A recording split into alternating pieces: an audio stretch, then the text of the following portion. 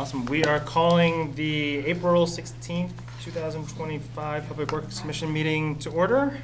First item is the agenda itself. I will make a motion to amend the agenda and remove item 5, the vacant building appeal. Great. And a second? Second. All those in favor, please say aye. Aye. Aye. Aye. Aye for myself. No opposed. Next item is public forum. Let's start online with public forum. And just a reminder to our members of the public that we have a 3-minute cap on comments. Thank you. Sharon Busher, you are up in queue.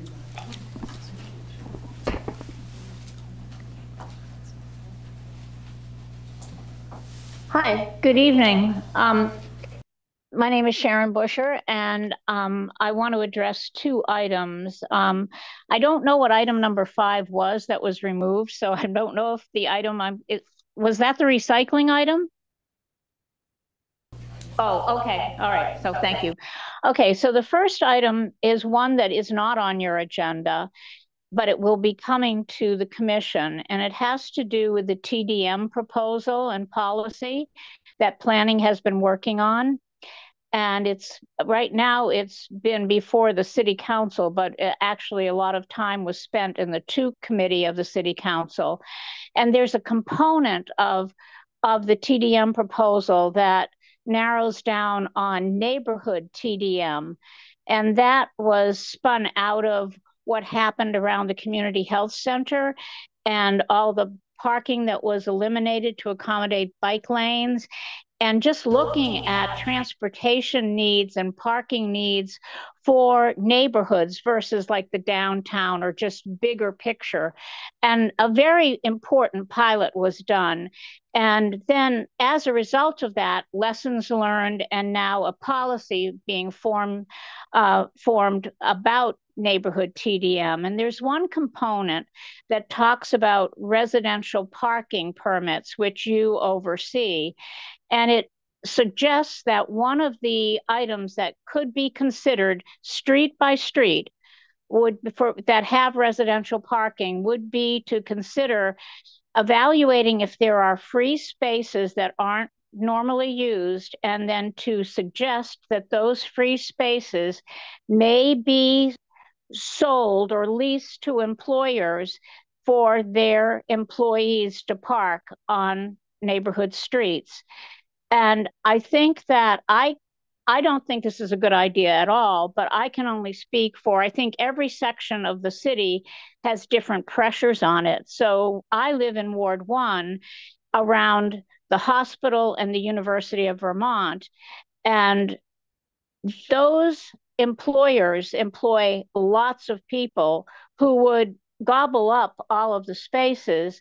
And I want to remind people that residential parking, yes, ensures that we don't have a lot of people taking up all those spaces that are coming into our community to work, because TDM encourages employers to provide, either shuttle their employees in or to provide parking for their employees, or to provide alternatives, public transportation, shuttle buses, bikes, whatever. So it seems contrary to our overall goal of reducing single occupancy vehicles to suggest we're going to sell spaces to employers to have them bring those cars into Burlington and park on our city streets. And for my neck of the woods, it would mean that people, because a lot of my neighborhood is older, so that driveways that can accommodate 1 car, sometimes 2 cars. And so if you had a visitor or if you had work being done, there'd be no place for those people to park. And so I want you to consider that as you hear about this proposal, and understand that there are differences throughout the city. And I hope that this is thought through carefully. That's number 1. And that's mainly why I came tonight. May I make one other comment about recycling? I know I'm almost... If you don't mind waiting till the agenda item, that'd be helpful. We have a bunch of folks in person here, I think also wanting to speak. Okay, may I speak to recycling? Do you mind waiting till that agenda item? If you're going to be hanging on for the meeting? Is there going to be an executive session before that or Nope, after? it'll be afterwards. Okay, no, I can wait for that item. I didn't think I was allowed to speak after public forum. We have public comments for some of our agenda items as sort of the commission practice. And that one allows it? Correct. Okay, yes, I'll wait. Okay, Very thank you, good, Sharon. Thank you. Rob, next up online. We don't have anyone else online, but just as a reminder, we don't have anyone else signed up, but just as a reminder for any members of the public online to use the raise your hand function if you did want to speak. So at this time, Great. no one's left. We'll turn it in person for public comment. Folks, whoever signed up first on the sign up list. Sign up first. If you go in line. Come on up. Kelly Devine, I think you're number one. Give Zandy the spot and I'll go Okay. after him. Zandy, go. All right.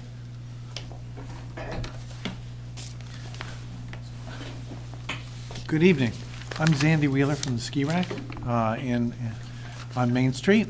And I'm here today because as a 55-year-old business, we're having issues with something that we think is really positive for Burlington.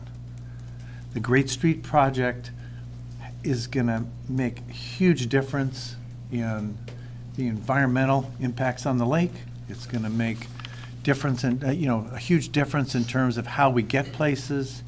And it's already, as some parts of the roads, whether it's the Champlain Parkway or wherever, which is connected to it, especially where I live, it's crashing together. But these things are really going to have a positive impact on our town. Yet, what I'm here to speak about is that it's so important to get the details together because people get hurt when assumptions are made or two major projects get together and they talk about coordinated communication. But if the communication doesn't go out more than 13 days, that doesn't work for many people. And a particular example is our 55-year-old business has been doing a bike swap for 35 years. And the DPW team reached out weeks ago. They've been very cordial, they've been very communicative, seeking to find out about information. When is it? What's the drop-off time? When are the sale dates? This kind of thing. And yet, we didn't get decisions, communication on action, dates, and information. Since bringing that to the DPW team, they have been very responsive.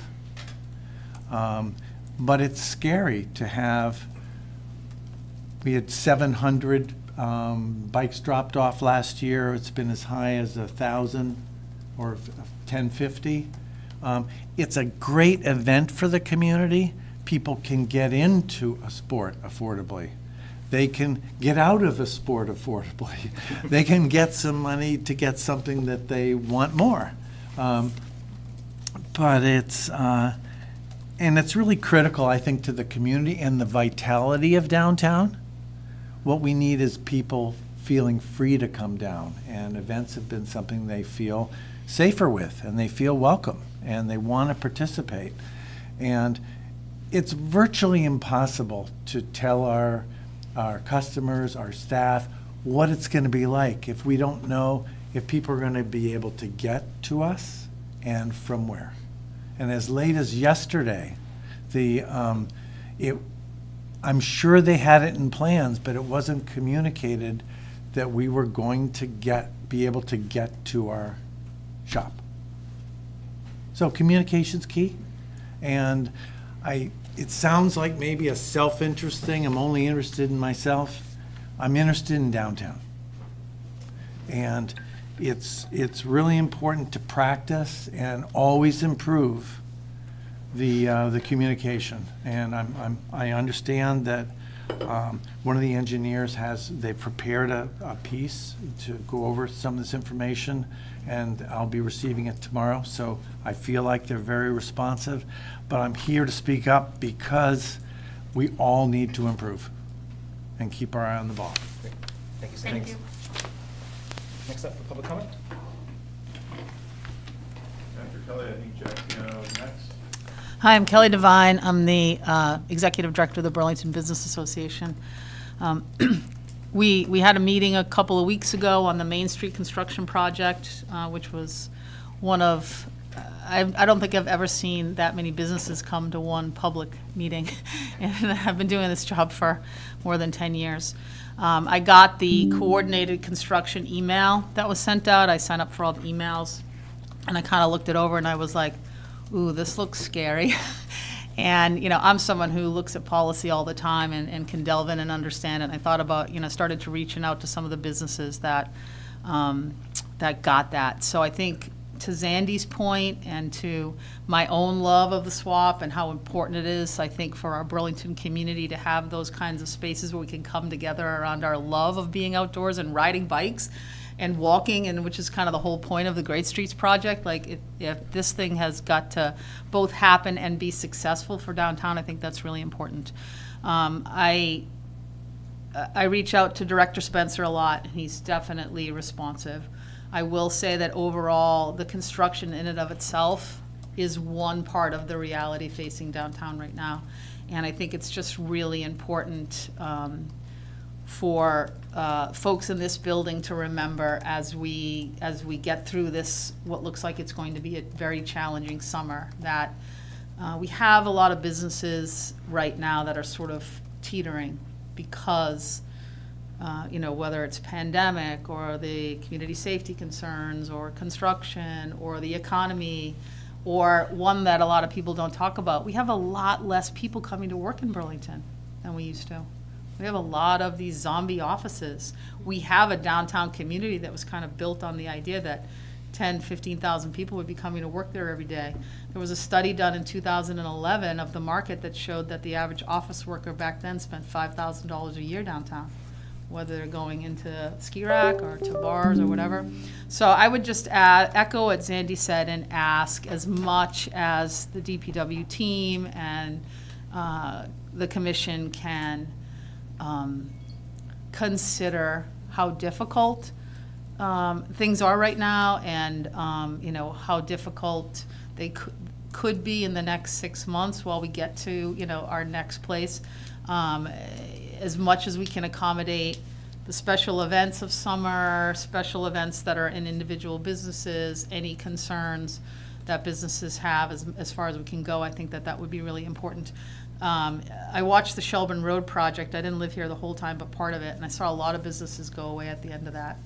And I don't want that to happen in Burlington, and I don't mean to be hyperbolic, but I do hear from a lot of businesses and that people are talking 30, 40% down from prior years, and these are local people that can't carry. The national ones will be the first ones to go because they can just pick up and move. We're already seeing that, so let's hold the importance of that together as we get through the next 6 months. Thank you. Thank you, Kelly. Thank you. Next up is Jack, I think. Jack Piano, being followed by Karen Long. Whoever serves.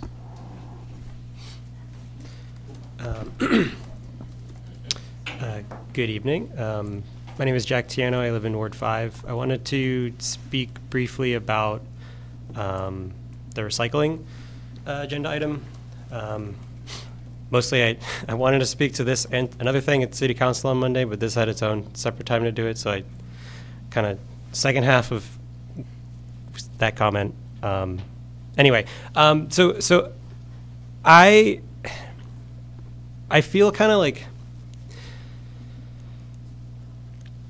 I read through kind of the proposal on the table for recycling, and as someone who can kind of think through and understand where it's coming from, I'm like frustrated because it makes sense to me, right? Like no part of that proposal feels wrong or incorrect, and yet at the same time, I don't want to see this happen. And so like it's kind of like this thing that I'm wrestling with, where like it makes a lot of sense, and in every aspect it seems to improve on the situation that we have right now.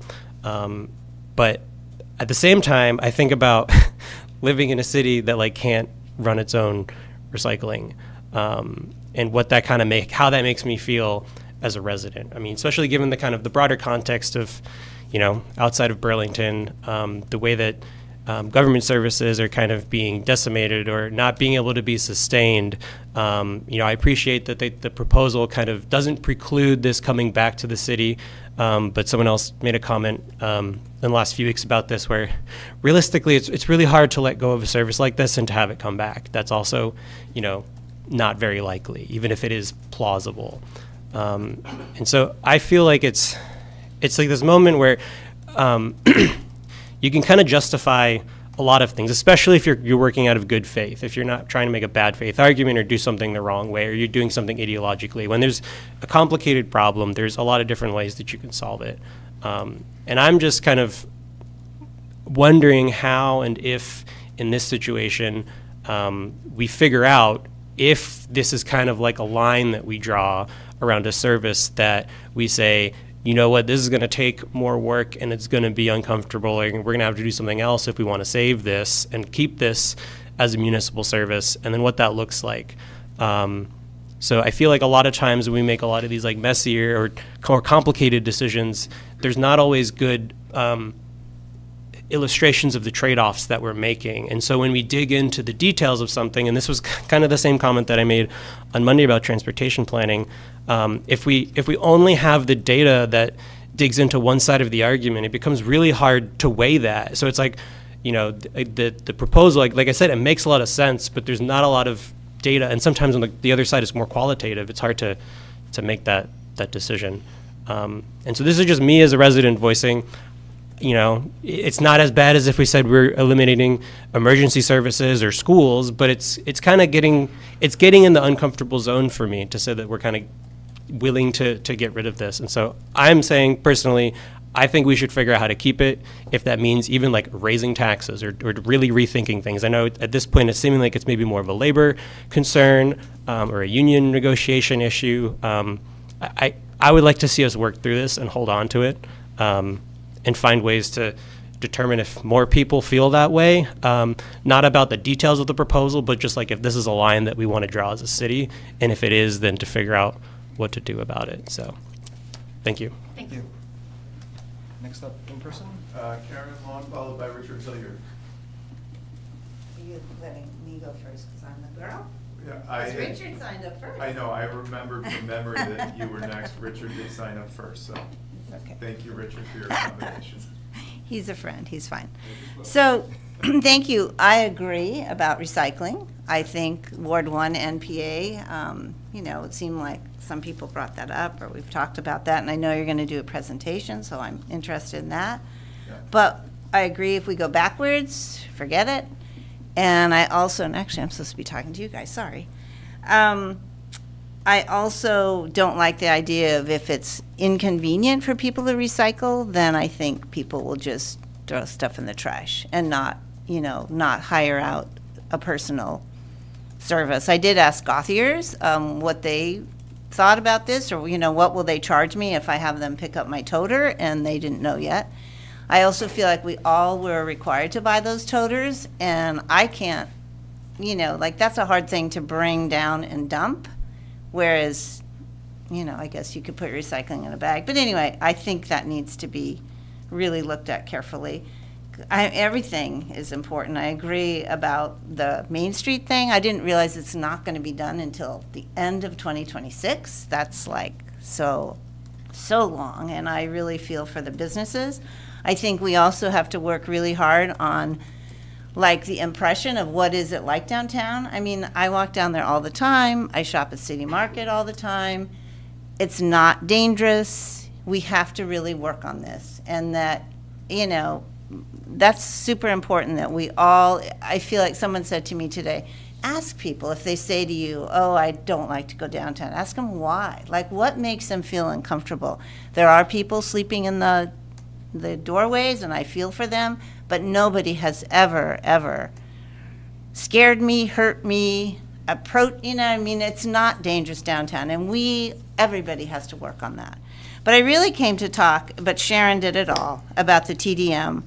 I agree that, and I will say that this came up at our Ward 1 NPA about selling spots on the residential parking streets.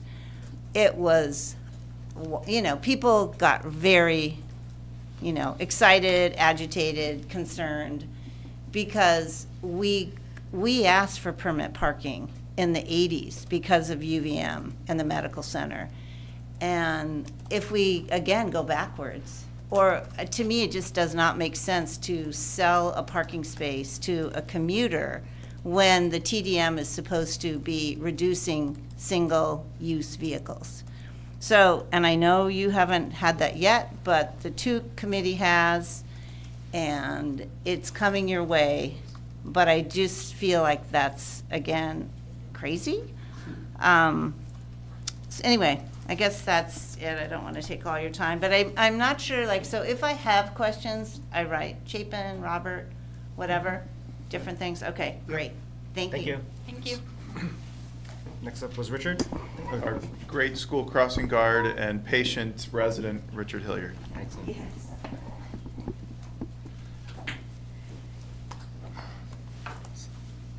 So I don't think I speak from any of those particular experiences, but in this particular case, I'd like to echo everything that Sharon Busher spoke about the TDM and certain aspects of it, especially the commuter parking. Am I allowed to ask a question of the chair when you will have TDM to review? Because we understand, I don't think we understood the process properly, but do we understand that you present that to the City Council? If not, who does? Because that's what we were told at the MPA last week. Director Spencer, if you don't mind. Yeah, the quick answer is that this is being run by the Office of City Planning, and my understanding, and I will make sure that this item comes here for the Commission's consideration before it goes to Council. It will go to the TUC as well, and I think we will be looking for recommendations prior to going to the full And there's council. the broader TDM plan, and then there's elements that DPW Commission has oversight over, which will be Correct. this parking program. Yes. So I went to the TUC meeting on March the 25th, Tuesday afternoon, just before the meeting took place. We received an email from, I'm in Ward 1, I beg your pardon, I should have mentioned that, in East District. We received an email from a city councillor who always tell a reliable story from the South District, that I've expressed residents' concerns to the other councillors on TUC, as well as the planning director, and they have agreed to remove the entire residential parking permit part of the TDM plan. It won't be brought forward again unless there is broad support for changes in the affected areas, which obviously, as Sharon explained and Karen, Ward 1, especially the neighbourhoods around the hospital, all the institutions, UVM, even by a stretch, Champlain, obviously Centennial Field. They also agreed that UVM should be responsible for their own parking and should not place added parking pressure on the neighbourhoods. It wasn't their intention, their proposal, to sell off parking spots to the institutions, but they now understand how it could be perceived that way. So,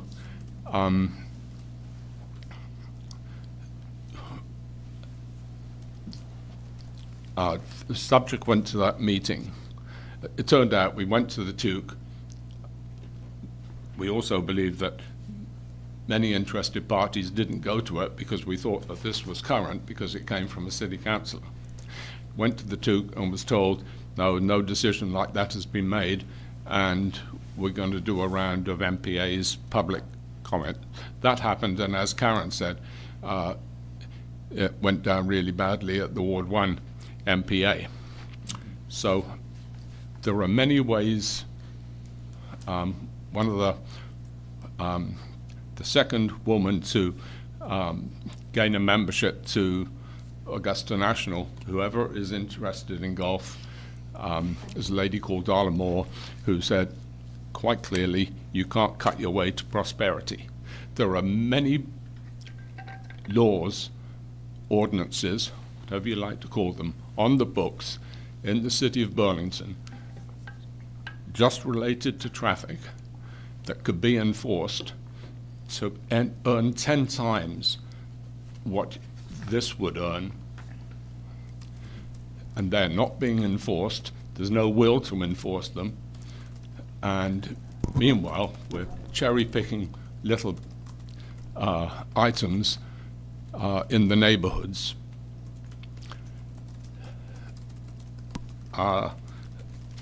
Finally, I will say, I also agree with recycling, and that it is, I don't think it's the right way. There are, I moved here from a city in central New York that handles trash.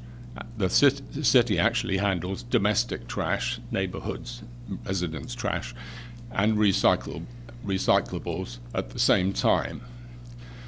And I believe that that is a profitable enterprise for the city. And adjacent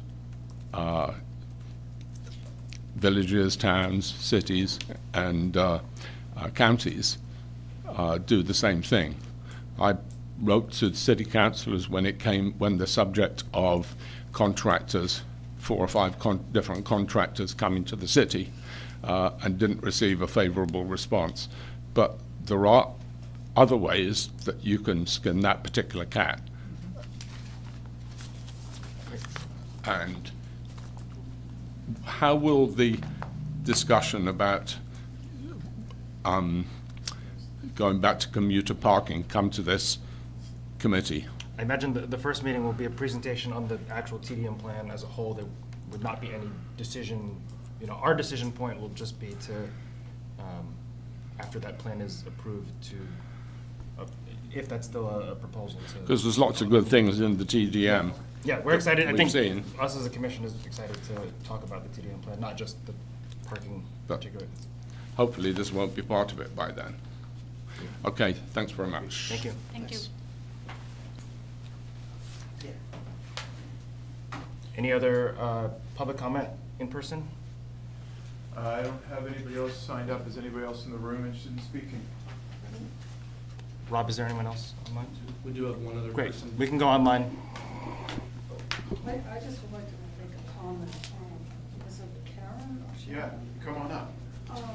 Just. And if you can fill this out after you've done speaking. Sure. Sorry she left because it was on her topic. Yeah. Or part of it. And that is that I, too, go in and out of town pretty often, like most days of the week, from Ski Rock and Patagonia, Burlington. My name's Karen, sorry, Karen George. Although I tend to agree that there aren't a lot of threats every minute of every day with some of the folks downtown or around town who sleep in doorways or walk the streets, and half intoxicated or under the influence of some drugs. That there are times, as everybody knows, where you don't know if you are in danger because somebody can be all of a sudden coming into your personal space, yelling at you. You don't know if people are going to physically push you. There's been enough shootings over the last several years. There's attacks. There's all kinds of stuff that's going on. That doesn't mean everybody who's indigent is a threat. So the fact that there are, you know, we have staff that are learning all the time how to treat everybody with the best service possible, which is a deterrent, and also what we expect of our staff. So I just wanted to say that you don't know when you're going to be threatened. We've had staff in our shops working be threatened.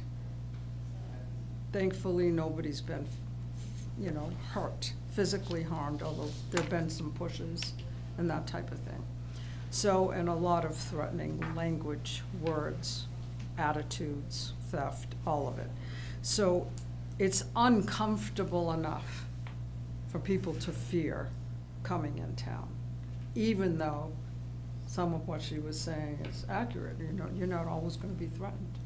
So, but you don't know. So I just wanted to make that comment, and most people that I know, or many people that I know I'm in touch with outside of work, say, oh my gosh, I'm not going anywhere near downtown. The people have turned it off. It's not on their radar. So that hurts all of us. That hurts our business. That hurts the whole city. And I can't emphasize enough how much deterioration there has happened in our own business. And I know of other businesses too. People are hearing about that plenty. I wish that some of the construction could be a little bit more parceled so that there's still pass-through, ample pass-through, so businesses aren't cut off. Or the perception of people is, oh gosh, if I have to go around 3 blocks to get in, you know, and maybe I'll get in, it's such a deterrent. So it's maybe not the main event, but it is a problem. And we don't know how this is going to sustain. So just saying that. Thank you. Rob, there was somebody online? Yeah, Wiley Dolmage, you are up in queue. Hey folks, can you hear me all right? Yes. All right, thank you. My name is Wiley Dolmage. I'm just here to comment about the recycling. Nothing Jack hasn't said. I just want to urge everybody to consider that contracting out recycling, to me and to many others, clearly a short-term solution. It's passing the buck to future generations. So I'm just urging everybody to take it really seriously, make sure we make real progress on this issue, and perhaps go back to the negotiating table with the idea that this might take a while. So that's really all I have to say. Thank you. Thank you. Great. With that, we will move to the consent agenda. Motion to approve the consent agenda? And I just want to highlight motion to approve with the amended minutes that were on the comments from Vice Chair Fox. Thank you. Great. With the amended minutes. Looking for a second? Second with the amended minutes. Great. Thank you, Commissioner Montano. All those in favor, please say aye. Aye. Aye. Aye for myself. Thank you. Moving on to agenda item 6, Elmwood Lot Lease.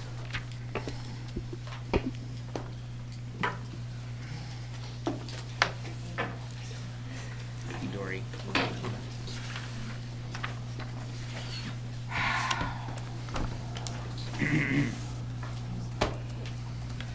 Yeah, go ahead, Brian. Great. For the record, I'm Brian Pine, the director of the city's Community and Economic Development Office, and I'll let Zach Nersinger introduce himself. Zach Nersinger, special senior projects and policy specialist for CEDO. It's a really long title. Thank you. I spend my days in meetings, and Zach actually gets the work done. So, Teamwork. it seemed as though we felt like we provided sufficient information in the memo, and then we got some questions that I thought I'd go through from Commissioner O'Neill Vivanco. So why don't I run through those? Does that work? Okay. So the question that was posed was, what outreach has CEDO conducted to the neighbors about extending this renewal? On May 6th, CEDO will be appearing before the Development Review Board to request an extension for the project under our existing zoning permit, and notice cards have been sent to all neighboring properties. Regulatory approvals must be in place for continued funding, so the state funds this facility, and the city has to seek those funds, and in seeking those funds, we need to be able to demonstrate to the state of Vermont that we have, basically site control, use of the property. CEDO and Champlain Housing Trust, I should just mention, the shelter is actually operated by Champlain Housing Trust under contract with our office. So as the operating partner, we work very closely with Champlain Housing Trust and their staff.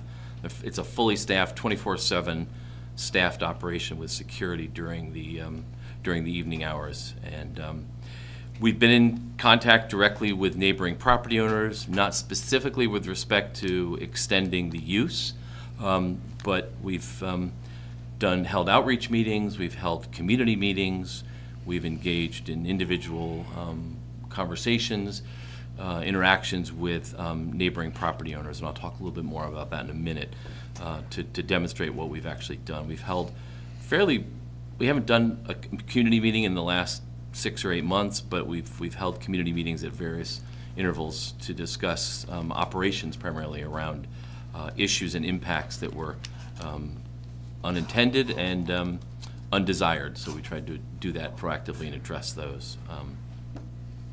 We will certainly, if needed, we will conduct another information session. We think that might be useful to do that with some of the folks nearby. Haven't done that yet. So how has the city, or BPD, which is part of the city, responded to neighbors' concerns about incidents in and around the pods? Again, CEDO and CHT have been responsive to questions and concerns about incidents that have occurred at the shelter. BPD has a very short list of responses to that location, so they've actually not been, their response has not been necessary very often, and certainly not in recent time. They've attended community meetings to talk with residents, or surrounding residents, about the operations and the concerns they have.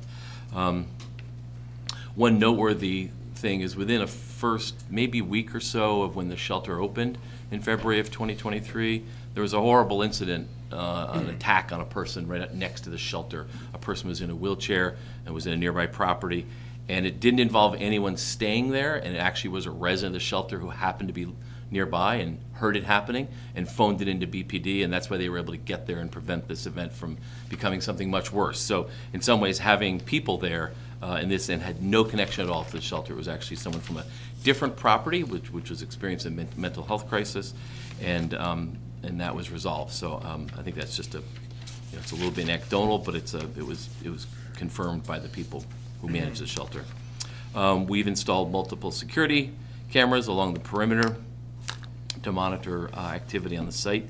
And at the request of the property to the north, where there's about 15 or so rental units, we installed additional cameras actually pointed into their property, which was a bit controversial because the city doesn't usually do that, but in this instance we felt they were having instances of people coming into their driveway and carrying on, and so that was addressed, and there have been no further complaints regarding disturbances at that property since we installed those cameras. This past winter, we installed a 6-foot fence, a solid privacy fence, a wooden fence along the southern property line, which is what you think of as, it separates the parking lot from the Mackenzie House property. It's the property that probably has, the most potential for, if there are going to be impacts and they're going to be concerning, it would be with that property, perhaps more than even the one to the north, because of a number of factors. But that was a request that the neighbors had made in the development of the project, and it took us a while to get there, but we finally got it installed this past December. Neighbors sent us positive messages about that. How is CEDO managing the regular cleanup just outside the pods? So the site being staffed full-time and operated by CHT, means that they keep an eye on those issues of property maintenance, property management. We have cameras that allow us to monitor any type of activities. People occasionally will drop something, unfortunately. Cars will pull up. Maybe it's a surprise, but cars will pull up and take a bag and just like put it there thinking, oh, this is a great place to put a bag of something. And so that's an unfortunate thing that happens, and it's dealt with right away. So we feel that the fact that we have an occupied site and we have security and we have cameras, we have an enclosed dumpster. As someone who goes by the site quite a bit, because I live in the Old North End, I find it to be a pretty well-maintained site. So that's just my observation. Those were the main questions that we got, but we're open to taking more of those. Great, thank you. Open it up to other commissioners. Peggy, I don't know if you had anything else beyond the questions that you provided, Director Pine. No, thank you, Brian, for addressing those. I mean, I think, really the big thing is, and we heard this earlier from other residents on different issues, is the communication piece. And it does sound like CHT and CEDO are in regular communication with the residents. And I know that you need to get the permission to extend the lease and go through those processes before you can really engage with the residents, but really keeping them in the loop about this makes all of our lives a little bit better in kind of managing expectations. So thank you. I appreciate it. You're welcome. Commissioner Montano? Yeah, I support the idea. I don't know, between a parking lot and a walled city there on Elmwood Avenue. Yeah, it could go either way. Great. That's all. Commissioner Davis? No questions. Great. Commissioner Barr? I think everything was answered. I'm supportive. Vice Chair Futz? Yeah, no comments. I think it's makes sense. The only question I had was around the length of the lease.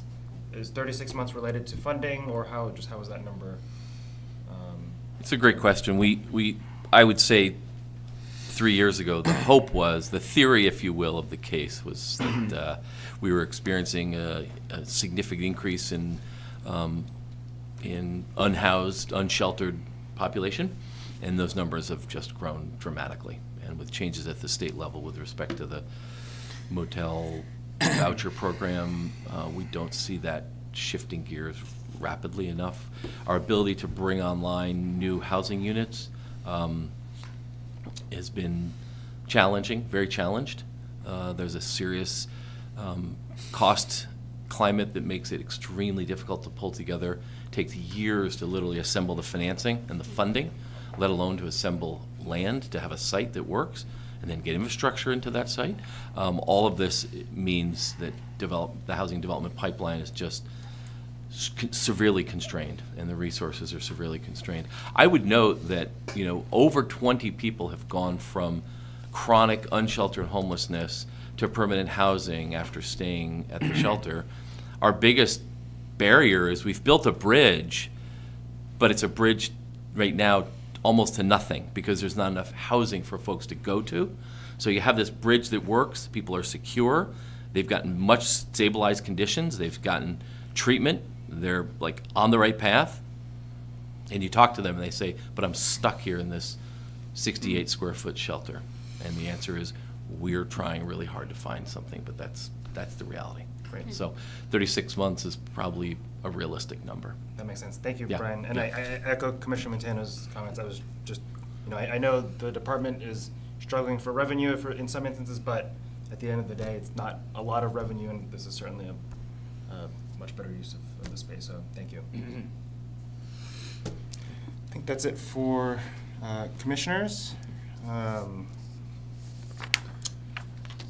we need to have comment on Yeah, this I guess we can ask if item? anyone else has public comment. Question. Yeah. So does, Do you want to use the microphone so I can hear you? Thanks. Just wondering, so it's a financial thing because we're giving up a parking lot? Is that what you're talking about?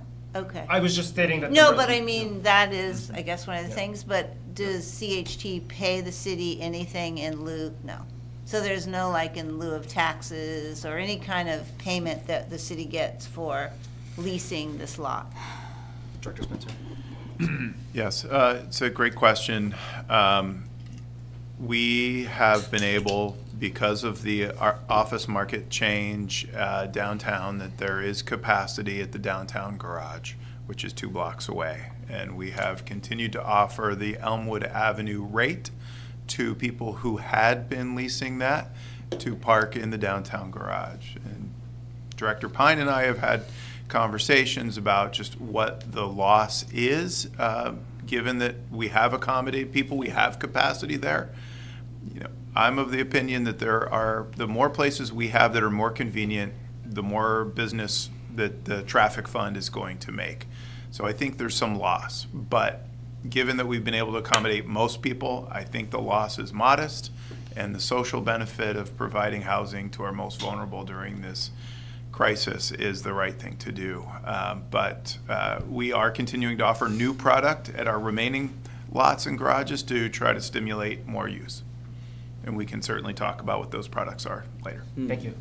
Right. Yeah, I mean, I never even thought about that. So water and all those things the city pays for, or? No, nope, not at all. The parking lot is essentially used for the shelter, but the utilities are covered by the operating budget. And the state of Vermont provides $1 million, $1.2 million to operate it, so it's a significantly expensive.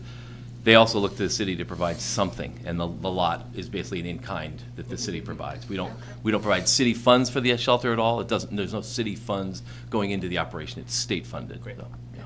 Thank you. Thank you. No public comment online, Rob, for this? No one has signed up. Great. Moving on, thank you. Yeah. We have an action. Oh, sorry, action, yep, sorry, I'm sorry. Can I say motion to approve? Yes. Recommendation? You want to read the whole one? You wanna read in its entirety? I could. Do you want me to read it? Yes. Okay. The motion I just looked at it. is to authorize and adopt the proposed changes outlined in Attachment A to Appendix C, Chapter 18, which would temporarily decommission 51 Elmwood Avenue, i.e. the Elmwood Avenue lot, the city-owned lot on the west side of Elmwood Avenue near the intersection of Grant Street, as a designated parking lot within the city of Burlington for the period inclusive of May 1st, 2025 to June 30th, 2028, conditioned upon the City Council's designation of the property as the location for temporary emergency shelter from May 1st, 2025 to June 30th, 2028. I second that exact motion. Okay. All those in favor, please say aye. Aye. Aye. Aye. Aye for myself. Great, the motion passes. Thank you. Thank you very much. Moving on to item 7, recycling program.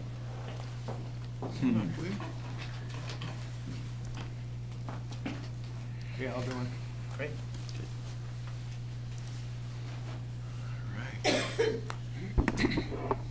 Thanks so much for asking this to be on the agenda and giving time on the agenda to have a good policy discussion about how best to move ahead with recycling collection. And one key piece I want to make clear as we start this is that, thank you, Team Cito. Yeah, thank you, Jacob. Yep. Is that we are committed to a coordinated, efficient recycling program continuing in this city. Recycling and compost collection are critical ways to limit the amount of trash that our community needs to dispose of. So we'll talk a little bit more about that. With me is Division Director Lee Perry, who manages the program, and we'll be happy to answer questions. We're going to run through this fairly quickly as this was in the packet, and any member of the public can also look at this online. So to be brief, here we go. You can also watch it on YouTube. So Burlington was a leader and we understand to be the first municipality with city-wide or municipal-wide recycling collection service in the early 90s. Interestingly, is it was originally contracted to a private hauler and the city brought it in. So to earlier comments this evening that once you contract, you can't municipalize the service, that hasn't been our track record. And make clear, it's not whether we recycle, but how we operate it. There are two important intertwined issues that we need to talk through. One is what happens in the short term with some of our operational challenges, And then long-term, how do we structure the collection of trash, recycling, compost for the long term to be sustainable and a responsible community? There's three main ways that communities around the country collect the waste streams. Subscription service, consolidated collection that's either franchised to private haulers or municipally operated. So national trends, quite interestingly, are that only 11% of the communities surveyed by our consultant, GBB, have consolidated collection, which is the approach that we currently have for trash and compost. So up and down each street, there's 3, 4, 5 different companies picking up the waste streams, different days of the week, etc. Consolidated collection, on the other hand, is the much more prevalent way of collecting waste streams around the country. Of those that consolidate, this is the split from their study of those who contract to private haulers, those who do it municipally, and then do some hybrid of both. So I think we could all agree that the current system we have is fragmented.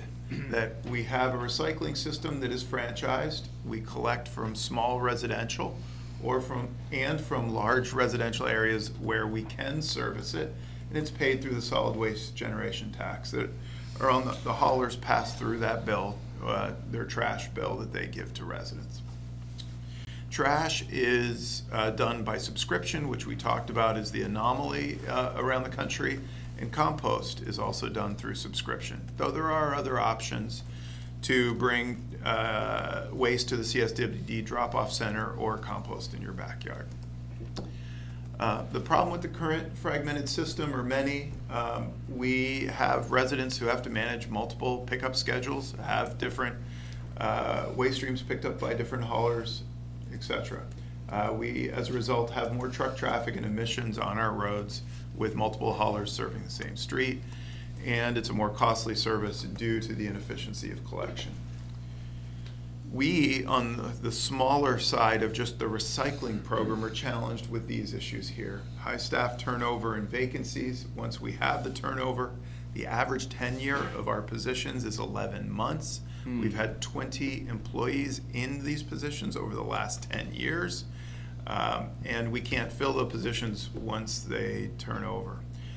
We've struggled with a high injury rate. We've addressed that somewhat through our move to toters.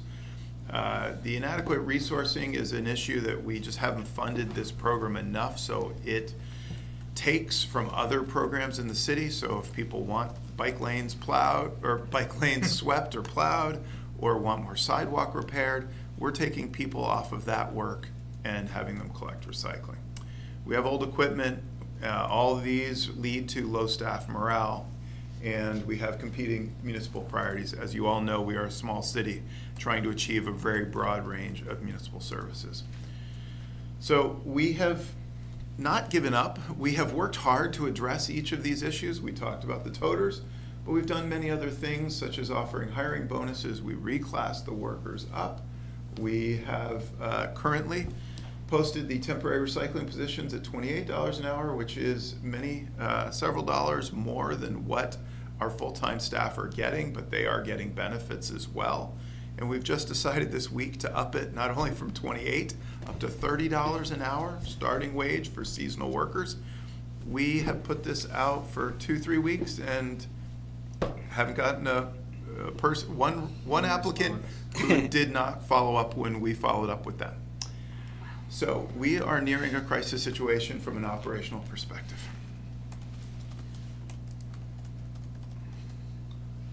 So we're starting we're well into FY26 budgeting and the Mayor's Modern Gov initiative, and through those we've been exploring options. And so we've been exploring the option, as been discussed earlier, of continuing the consolidated collection of recycling, but do that through a contract with a private hauler instead of doing it ourselves. I think the main bullet here really is that we can take our existing staff, there would be no layoffs, we take the existing remaining 1 out of 4 recycling positions are still filled. We take the one person and actually supplement street maintenance to be able to do more of the maintenance work that the public wants. So the goal is not to just take a scalpel to cut off labor, but to really reinvest the labor where we know we need it so we can provide better levels of service for the public. We'd reduce injuries, we'd get more billable work, we'd improve the budget, we'd have field staff doing more time on the infrastructure maintenance, which is what our core responsibility is, and enable us to focus on the longer term piece of how best do we do collection of all solid waste in the future. So our proposed recommendation short term is to contract out for the next 3 to 5 years. The city would go through a selection process, then the selected hauler would be paid through revenues from the solid waste generation tax. And this could be a chance to model what a fully consolidated system would look like under a private consolidated structure. So I think there's a lot of value in saying, okay, let's try this model, see what the public thinks, and then do we expand it out to all waste streams. In the medium term, we are proposing that the council and the commission continue the conversation about how best to move forward. Our thought is a franchised system of consolidated collection, but there's significant interest in the council and in the public of looking at a municipalized consolidated collection. What staff is saying is if we want to municipally operate 3 waste streams, not just 1, but 3 for the long term, and make it sustainable and not have the resource constraints we currently have, we need to build an enterprise fund. We need to run another business like water, like BED, like the airport, that has its own funding, its own focus, its own ability to be more self-sufficient, because what it's doing now is taking from the other parts of the general fund and limiting our effectiveness. So one of the couple of the benefits of this short-term pilot of franchising, it would not require any change for Burlington households. We heard this evening from public comment concern about why change, what the impact would be. Pickups would happen the same as they happen now. It's just who picks up. So residents don't have to call a hauler, don't have to request extra service. It just continues. It wouldn't require complicated policy discussions such as the issue of opt-outs. When you go to a consolidated collection system, are you charging everybody whether they take the service or not, or do you allow for self-hauling? There's a lot of people in Burlington who really value self-hauling, going to the drop-off center, saving some money, and if we go to consolidation, we need to figure out how much we're going to let that to occur, because when you franchise out the opportunity, a company is going to need to know, do they have 6,000 customers, do they have 8,000 customers, or do they have 12,000 customers? This approach wouldn't require significant administrative changes, and it would have a limited administrative burden.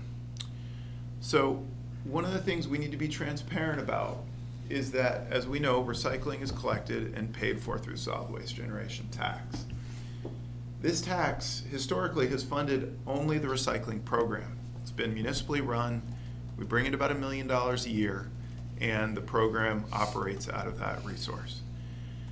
There are a number of assets, and again, we go back to infrastructure that hasn't been adequately maintained over time, that desperately needs work. And as we try to figure out how to fund that work, we believe that the solid waste generation tax is the most appropriate fund to pay for it, because it's about waste and reuse of waste streams. Our 2 landfills, one in Colchester and one in Burlington, have significant maintenance needs to make sure that their leachate and landfill gas collection systems are operating well. And we have a soil management facility that we need to consolidate. We have 2 under-invested facilities now. We need 1 properly invested facility. And CSWD is proposing to expand their drop-off center at 339 Pine Street to accept more waste streams. We need to fund those 3 things. So as a result, for the short term, if we contract out and we need to do these additional pieces, there will very likely be an increase in the solid waste generation tax for the next 2 to 3 years. Once we get through this period, then, and we go to a full consolidation, if that's where we head, I would fully expect the solid waste generation tax to reduce at that time. For the longer term conversation of do we franchise all solid waste collection or municipally operate consolidated collection, there are a whole host of policy issues there on the bullets on the bottom of the screen that I won't read through, but are really challenging pieces, which is why an interim strategy is needed to get an enterprise fund set up, or to answer all these questions, to go through a bid process if we franchise it. We're talking many years out. So what are we doing in the meantime? Consolidated collection, if we do indeed do all three waste streams, we're going to see a variety of benefits. Yes, it will take a fair bit of administrative coordination, but you'll see those benefits listed there. For public outreach and timeline for where we're headed, I'm pleased to say we're at the second bullet here and on the cusp of 2 public meetings tomorrow night and next week to fully discuss this with the public. We want to hear input before we go back to the City Council on the 28th with a final recommendation. So we're taking your input, we're taking the public's input, and then we're going to put a final recommendation to the council. If they support a franchised recycling collection system, we're showing you the timeline to do that. We think that by January 1st, 2026, we could have a contractor underway to operate the collection. And final thoughts are just that we are seeking the council and the commission's direction in the near term, at least related to the short-term contracting proposal, because field staff needs relief and we need to put a budget together, whether we're contracting, whether we're doing something in-house. We need to approve a budget in 4 weeks for FY26. So past efforts have stalled out over a policy debate at the council as to whether or not to consolidate in-house or out-of-house. And there were, frankly, also members of the public who love their hauler and are very beholden, to their family, local family business, and want to keep them. And so we need to work through whether the benefits of the environment and the cost overall outweigh the kind of, I get to choose my hauler. And then I will just say that, if there's no appetite for full consolidated collection, we'd love to know that sooner than later, because we don't have a lot of time, and spending the time to do a consolidated collection transition is extensive. And we don't want to go through 6 months, 9 months of navel gazing and then just end up with, no, we don't want to do it. So some kind of guidance about, if we're interested, what do you need to know in the short term so we can get you answers and a hopeful recommendation. That's it, and thank you for your time. Great, thank you. Looking at commissioner comments on this item. Should we start with Peggy? Yeah, let's start with Peggy. Yeah, Peggy, I know you have a time frame or time crunch. Yes, yeah, I'm trying to throw together a quick dinner too. Yeah, so I thank you so much. And I did email some questions. I think just knowing how, knowing some of the crew at Public Works, this really is a kind of a burden and a hardship to kind of be managing this. And I'm wondering if Director Perry can also just talk a little bit about the maintenance of the specific trucks that deal with recycling. I mean, there just seem to be kind of an accumulation of costs. Can you talk anything about like the difference in the types of trucks used for the recycling pickup and those costs versus, other fleet vehicles? Yeah, so those... They have more hydraulics and... Yeah, they do, and they're operate a lot more than a lot of the fleet vehicles we have. They're on the road 5 days a week, 52 weeks a year. And holidays, the city has 16 holidays. Our recycling drivers only take the 4 major holidays off. They're recycling the other holidays. We have 4 trucks, 3 routes. 1 truck is a spare. 2 of our oldest trucks right now are down. One has transmission issues. The other one has been down for about a month now. So we've been doing 3 routes a day for about a month with 2 trucks. and doubling up drivers and to, you know, help them out. We can't send them out, or else it would take 12 hours to get the routes done. The MRF closes at 3:30. Most of the nights we're coming back, we have to get up, have them come in early to go dump so they have room for the next day's collection. Our fleet maintenance staff, we have a fleet of 208 wheeled vehicles. That includes our recycling trucks, not our heavy equipment, which are fire trucks and such. On average, in a year, there's 1,400, we call it wrenching hours, that they're actually productive working on trucks.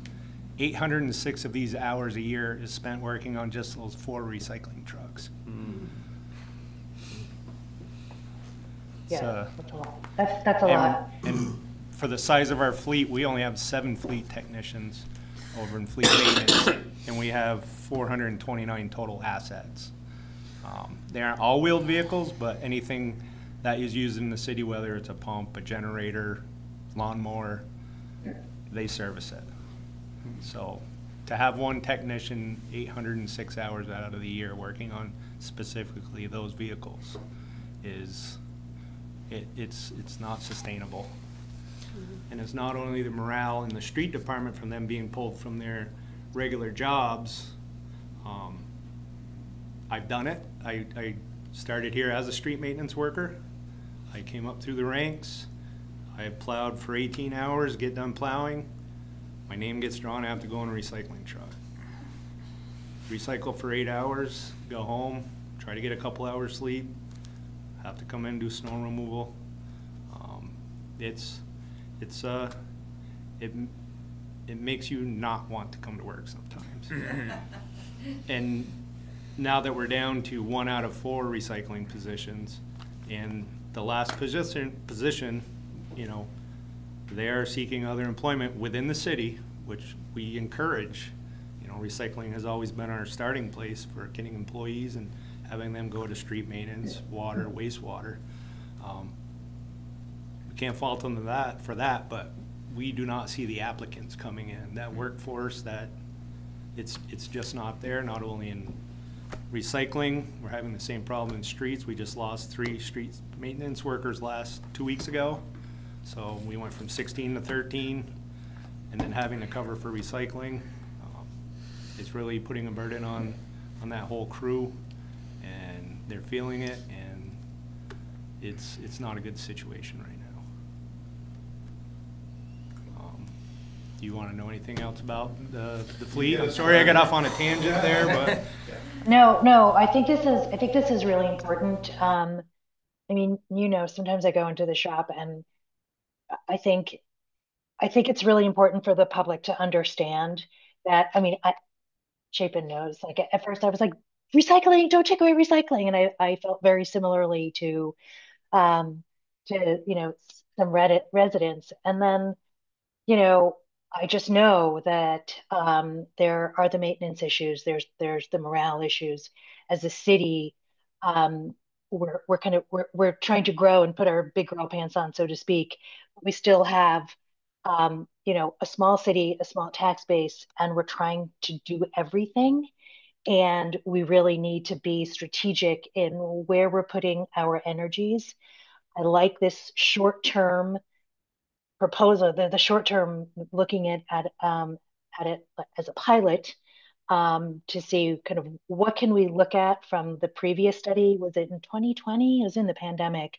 What are the lessons learned from that process, so that we can do a better job in asking the right questions from the haulers, getting the community on board, so that people don't feel like they're losing something, but that we as Burlingtonians are actually gaining something, because we have our fellow citizens who are doing jobs that are, you know, really sustainable for them and have a pathway instead of just a grind. And I think, you know, many of us in our different phases of our lives have had jobs that are just a grind. And that's not good. I also, like, the hill I always like to die on is like 6 trucks going on like a one-way street. It's the emissions, and it's also that impact on our infrastructure, again, that we're paying for. So our streets, have 6 different heavy duty vehicles driving by at like 3 miles per hour to and fro, emitting a lot of diesel particulate matter that's just also terrible. So we have all these layers of things that are not great about the system that we have right now, which includes, Burlington hauling recycling without the kind of full business infrastructure that I think we need if we go that route, but also really working to um, consolidate the management of moving trash more efficiently out of our city. Um, so I guess phase one, looking at the short-term thing, I fully support, but would love to hear just another or a couple more comments on what did we learn from that last session, and how, are you able to pull anything forward, or do we really have to go back to square one?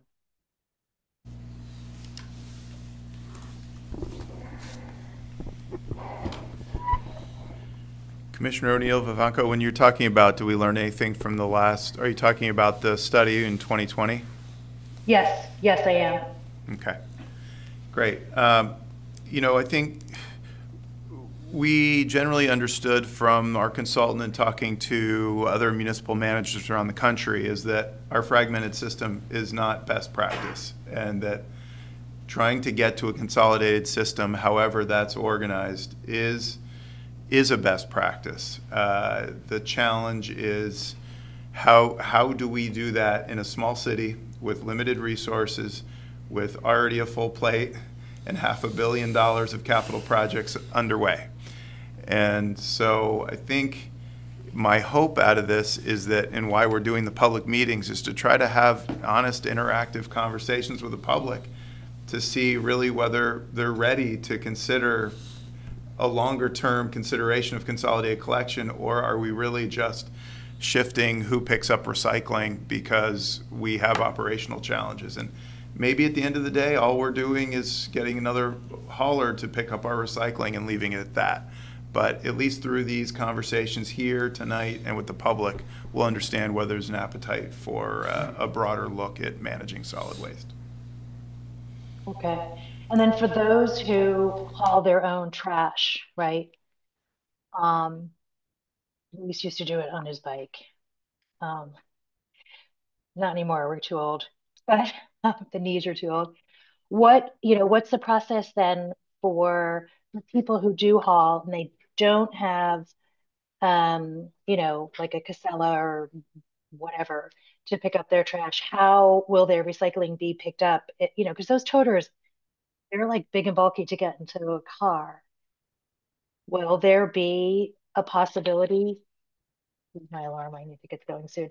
Will there be a possibility to have just recycling picked up in this 3-year period or whatever? Or do now we have to subscribe to get our trash picked up as well? Well, by the ordinance, they should have had a subscriber and paying into the system if we're picking up the recycling. Okay. That's going to be an important piece of communication for those who haul. Yeah. But when they do haul to CSWD, there is a portion of that CSWD pays in a solid waste generation tax back to the city from the drop-off center.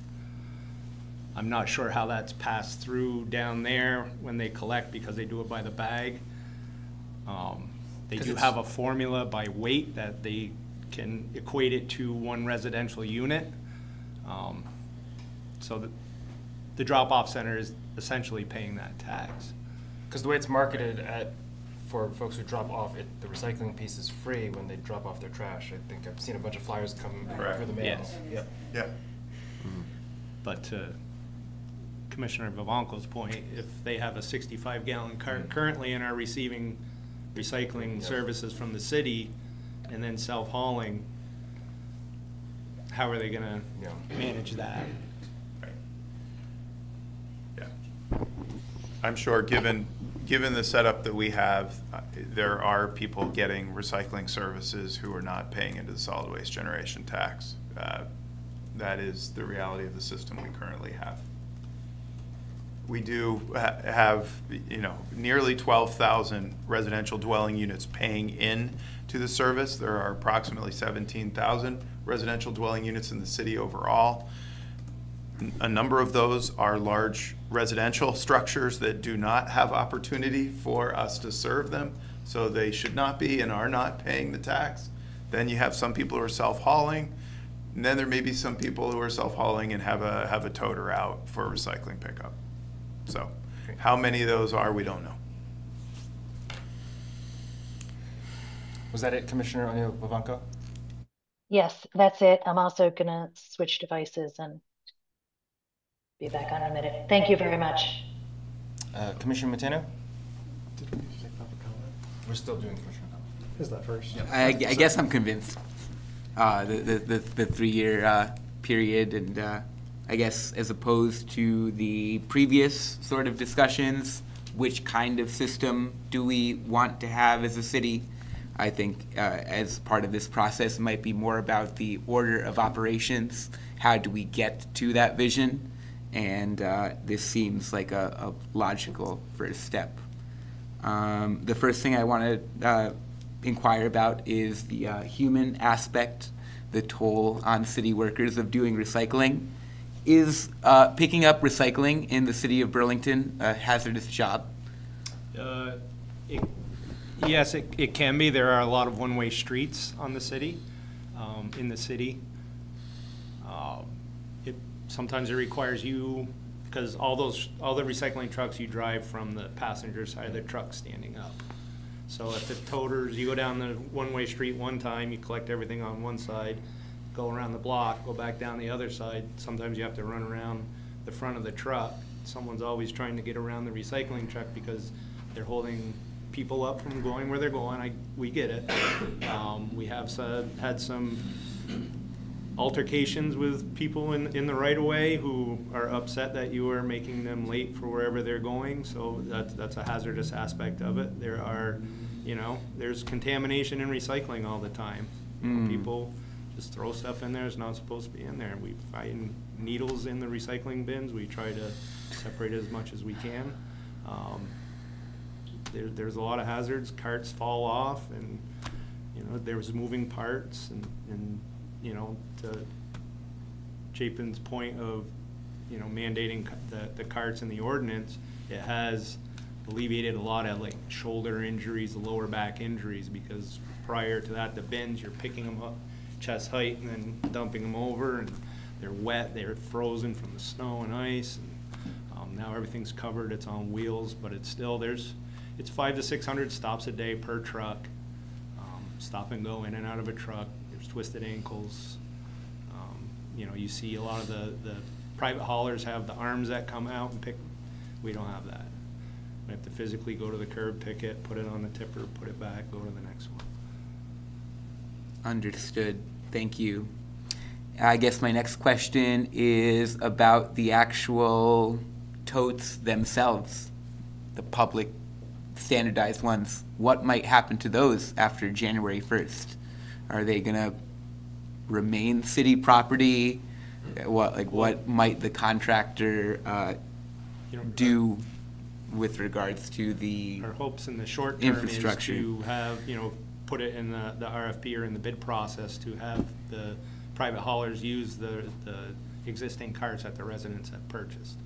I mean, it wouldn't make sense or be cost effective for them to go out and buy 11,800 carts to swap them out, and it would increase the price for the residents. They already have the cart, use the cart. All right, I think I understand. And I guess is it the city's intention for there to be a single contractor for this initial recycling phase, with the intent, if the cartel, the franchise model were to happen for solid, all the other wastes, right? That there would then need to be multiple contractors on a calendar scale? Is it one too many in that regard? We're considering 1 or 2 zones for 1 or 2 different haulers in this interim period, trying to decide the cost and the benefit of doing that. When we if we go to a fully consolidated model across all three waste streams, there will absolutely be different zones so that we can get as a diversified range of haulers so that we're not beholden to only one hauler, and that if the districts are different sizes, that different size haulers may be more you know, able to better serve one size than the other. All right. I don't know if I'm on question 4 or 5 now. The enterprise funding, right? That other method, is that going to be part of this initial outreach happening this summer? Like, is that something that you're going to pitch to residents, taxpayers, right? Like, is that happening like concurrently with these changes and outreach that we're going to be talking about? Yes, if generally there's alignment on this short and medium term kind of strategy, to give us time to have that discussion around what comes after this short-term franchise approach. The council, number of members of the council have made it clear that they want a city-run consolidated collection system to be part of the evaluation.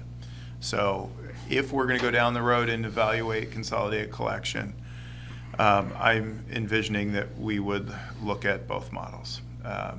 I question whether we have the resources to fully launch a municipal model, but I think it's a fair exercise for us all to go through and see if we, based on the data, can come to some sense of what's the best direction. All right, thanks so much. I also believe that an urban, municipal model is perhaps the best way to go. Cities all around the world, no problem, right? They've been doing that since the beginning of cities, and I think Burlington, should certainly analyze, right, and really, scope it out, right, over these coming years. Okay. Yep. Thanks so very much. Commissioner Davis? Yeah, sure. I had a couple questions about the presentation and just some like vocabulary used, just to make sure that I know what's going on. So when you say billable work as compared to the recycling work, what does that mean? So billable work is all the work that like my right-of-way team does, filling potholes, building sidewalks, all the infrastructure work for water resources, so their catch basins, manholes, stormwater pipes, all their green infrastructure, revenue for fleet maintenance, which would be similar. They work on Burlington electric vehicles, they work on water resources vehicles. Anything in the general fund for my fleet maintenance team is not billable. So all that 806 hours of work, we figure probably a third of that work could be put towards other revenue departments where we could generate revenue for their time spent. Lee's team is generally a contractor and can bill for pretty much everything other than plowing in the wintertime. And that billing is what's necessary to balance the books in the general fund by pulling money from the enterprise funds or from capital funds. And so Lee's business gets hindered every time he's got to take people off of his business and send them recycling, because recycling is not billable work. So it's like billable to other city entities? Yeah. Okay, I see. Well, I did not understand that at all before, so thank you. Now I have a much better sense of what's going on and how it can kind of drain resources. That's a good question, and sorry if that was unclear. I suspect it's my fault on not knowing. And then I think the term seasonal was mentioned when it comes to the recycling workers, and I was curious, is that seasonal meaning like summer versus winter, like a retail shop would use the term seasonal, or is that some other kind of meaning? So we have seasonal workers in both, well, mainly in streets, in the right-of-way. We hire seasonals to supplement our workforce so we could spread out further to get more of these projects done. In recycling, because we haven't been able to get any applicants for a full-time job at grade 14, we propose to do some seasonal work, maybe to attract, someone who maybe doesn't want a full-time job, or, go through the process of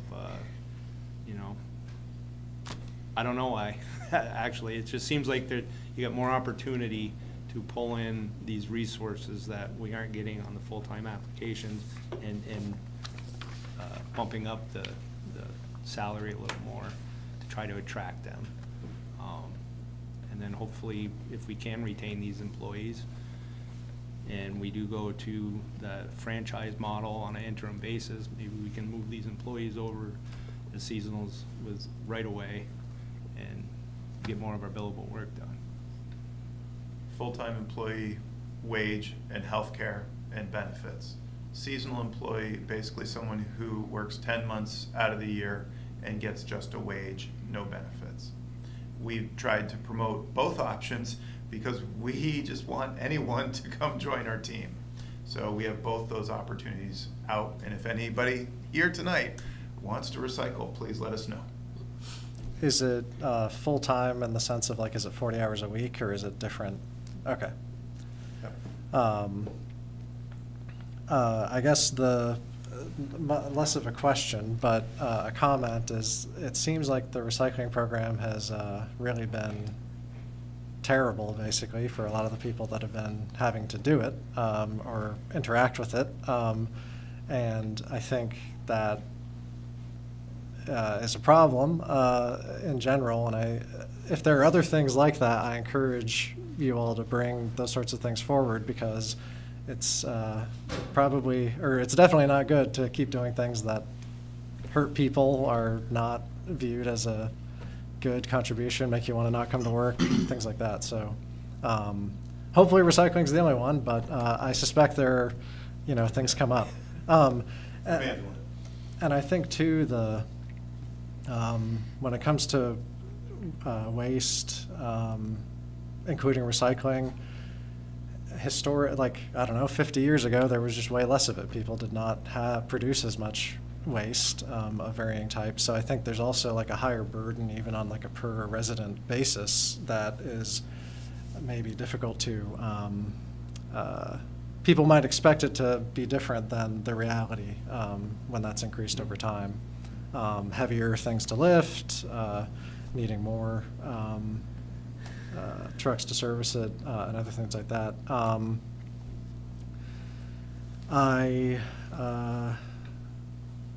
I do wonder if I'm sure other avenues have been explored. It sounds like this, because it's been a pain point, has been thought about a lot. But like, would bi-weekly recycling instead of weekly do something better, like in the current system? Are there other things like that? It may. I don't think that's for every resident. Speaking as someone who's been out on a recycling truck and weekly pickups of 90-gallon carts full to the top with some more on the outside, I don't think there's a lot of places that could, but there's definitely are places that could go every other week. But one of the things we're looking at is, if we can't fill these positions and there's no appetite to contract, then we may tell people that we can't handle weekly pickup and that we'll go to bi-weekly.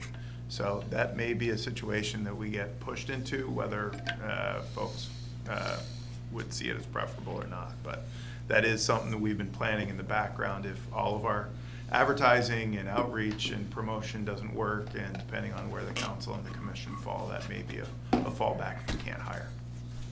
we got very lucky this winter. I mean, I don't want to say the timing, but we made it through winter without having to either not plow streets or not pick up recycling on a day, depending on, weighing. Obviously, public safety is greater than picking up recycling on certain days. Well, yeah, thanks for that. And I'm sure even many other alternatives have been explored other than what you all presented today.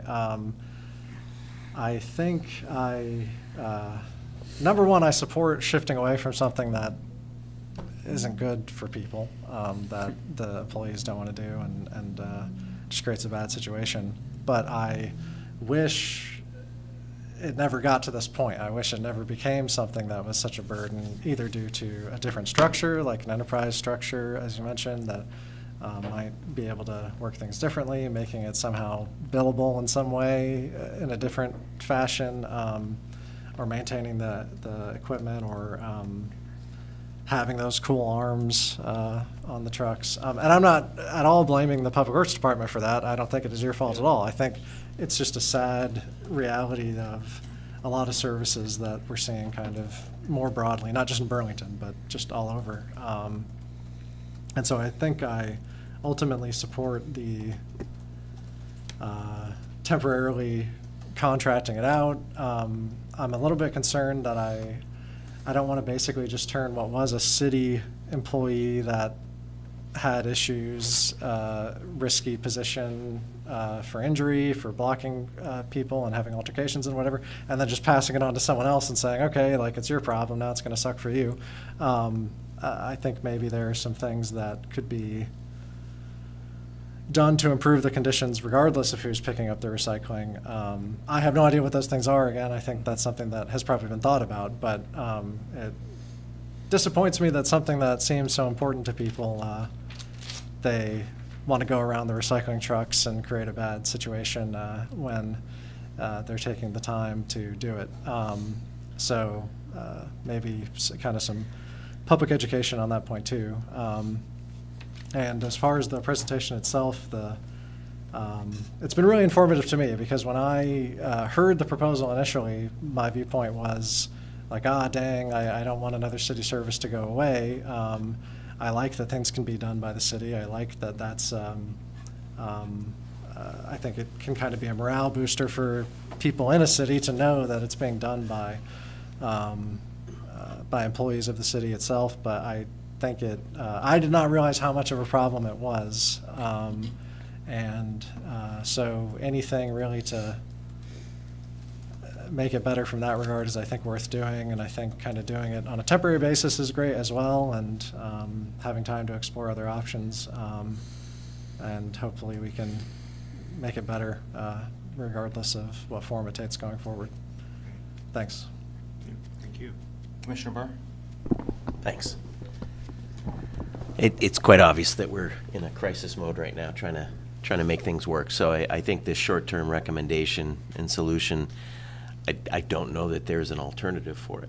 But I like the idea that it will take some of the pressure off and hopefully allow us to be more proactive than reactive, and see how we might be able to shape if we decide to do a city collection versus parceling it out. But I agree with Commissioner O'Neill-Vivanco too, that I'm having 6 trucks go down my street versus 1. I'd much rather have 1. And as you know, the same hauler has been coming to my house since I was a kid, but I'm not so wed to that person that I would not be willing to say, have it be somebody else, whoever you decide gets that zone or whatever. Just a quick thing to address, and then I'll pass it on. Picking up every other week, I agree with you that there might be a small percentage that would work for, but living in the hill section, when, as it is now, even with large receptacles, not everything gets into them, or the wind blows it over, and I'm constantly going out and picking stuff up because there's always so much stuff. I don't think going to every other week would, even if it might solve that problem, it would create more problems, in my estimation. That's my opinion. But I'm supportive of seeing where this goes. Okay. Vice Chair Fox?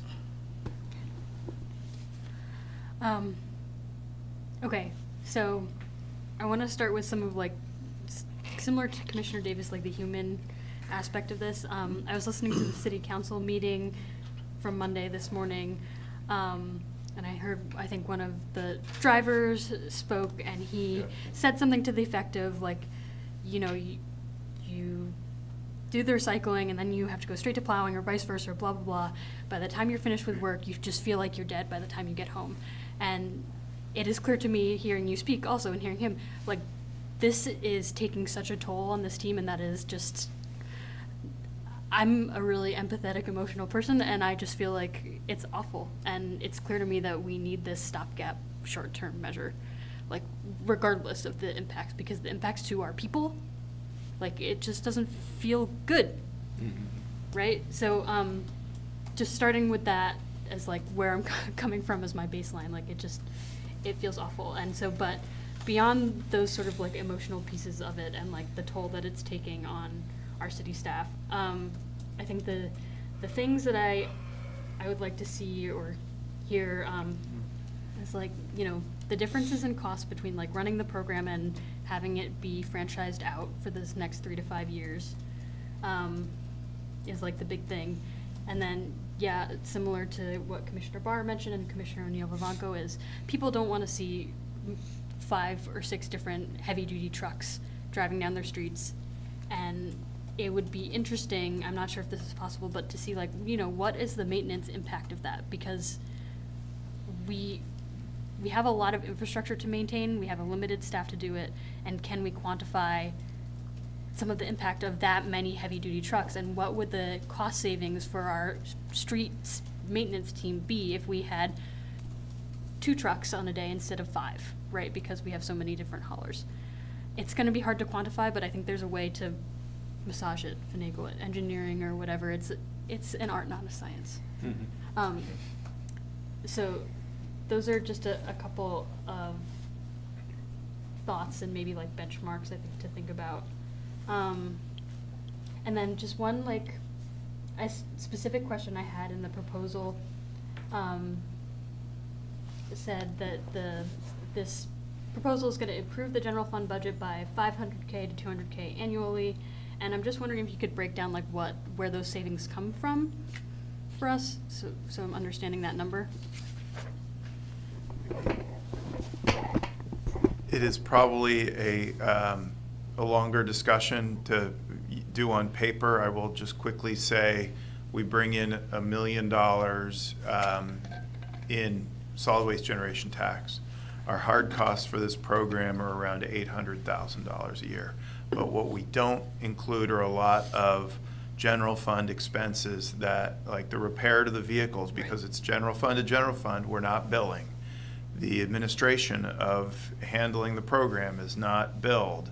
The equipment currently is not being replaced, so we're not including the purchase of vehicles.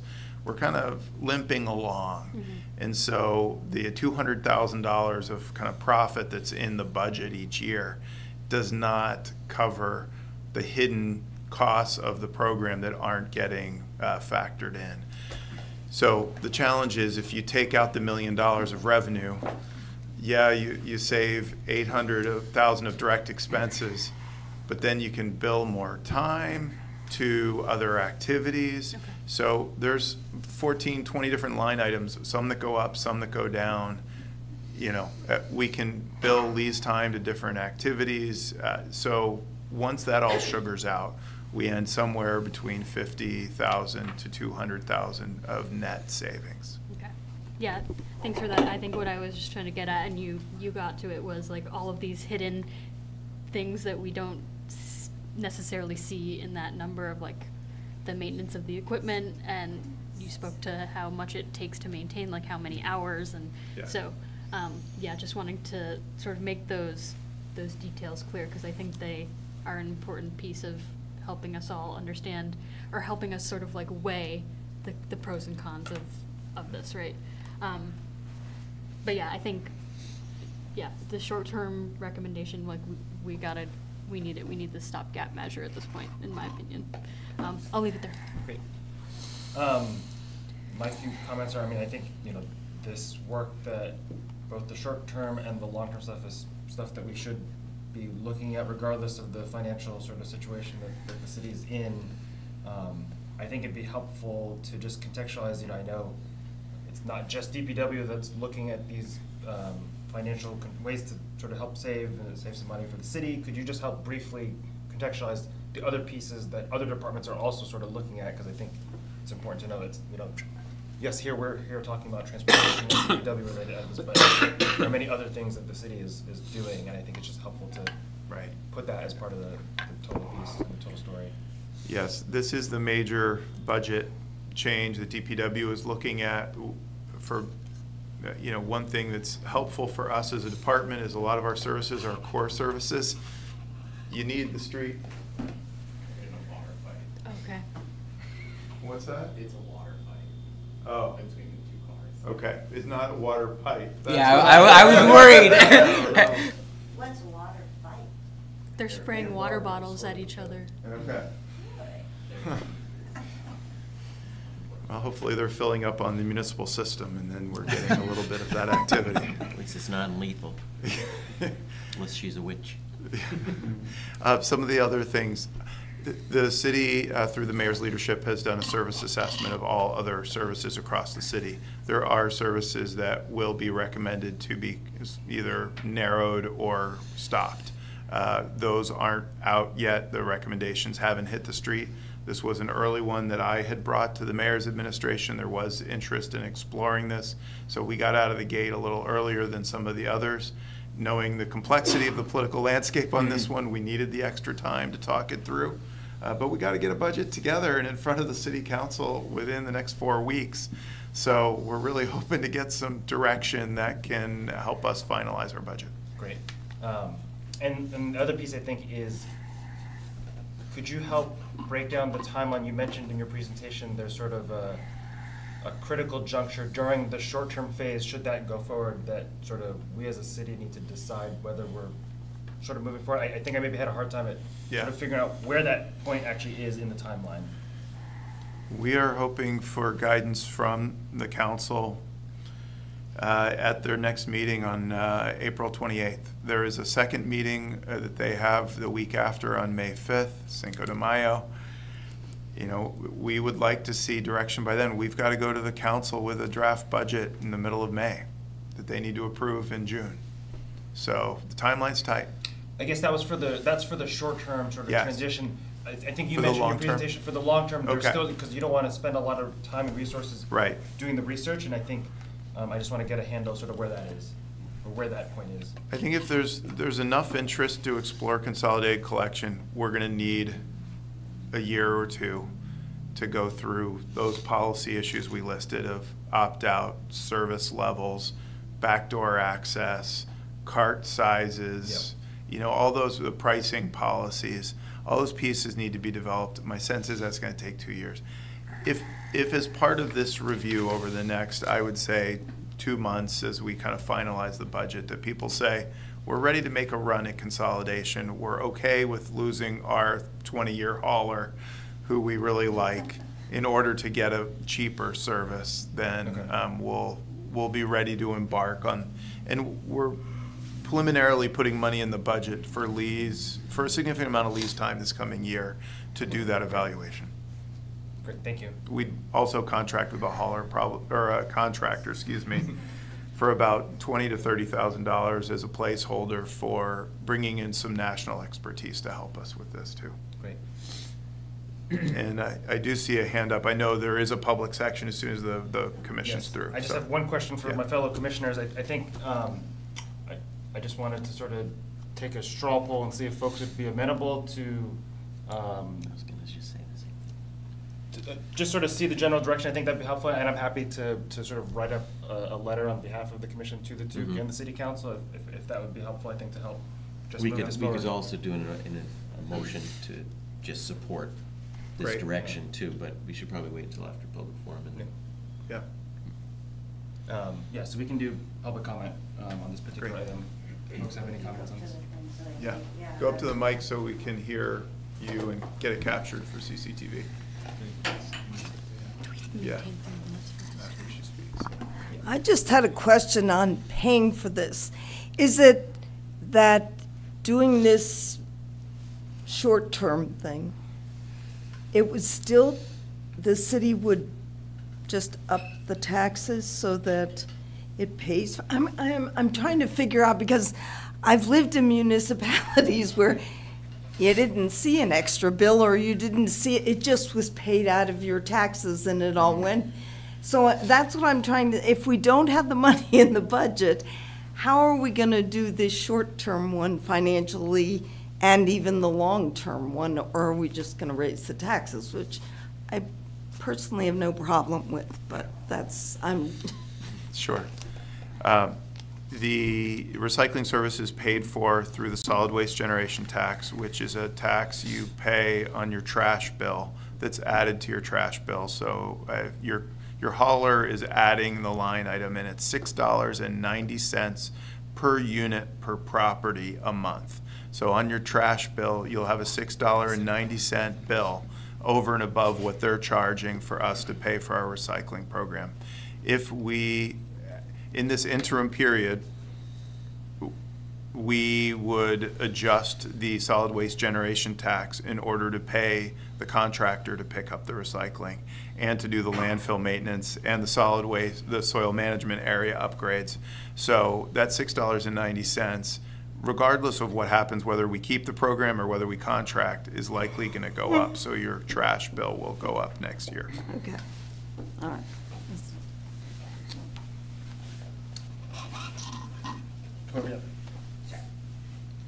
Okay, ooh, I'm glad I came, because I did learn a lot. There are a lot of rumors out there that I thought, oh, it's just gone, and we're going to have another 6 trucks going up our street to collect the recycling.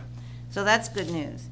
But I do want to say, like, you know, I have lots of family and friends all over, and this is the only city, or if you want to call us a town or whatever, that I've ever seen that we all pay separately and we all have these different trucks. So I think that's something to get rid of.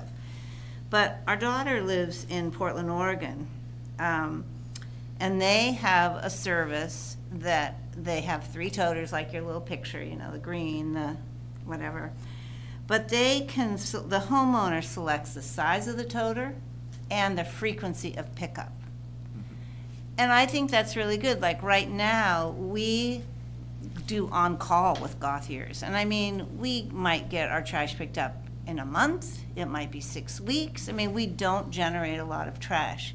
And with the blue toters, I also think, and I think you have encouraged this, people should only put them out if they're full, so that the truck can just drive right by my house. And I mean, I might fill it in 3 weeks or something. I do have more recycling than I do trash. So I think that's important.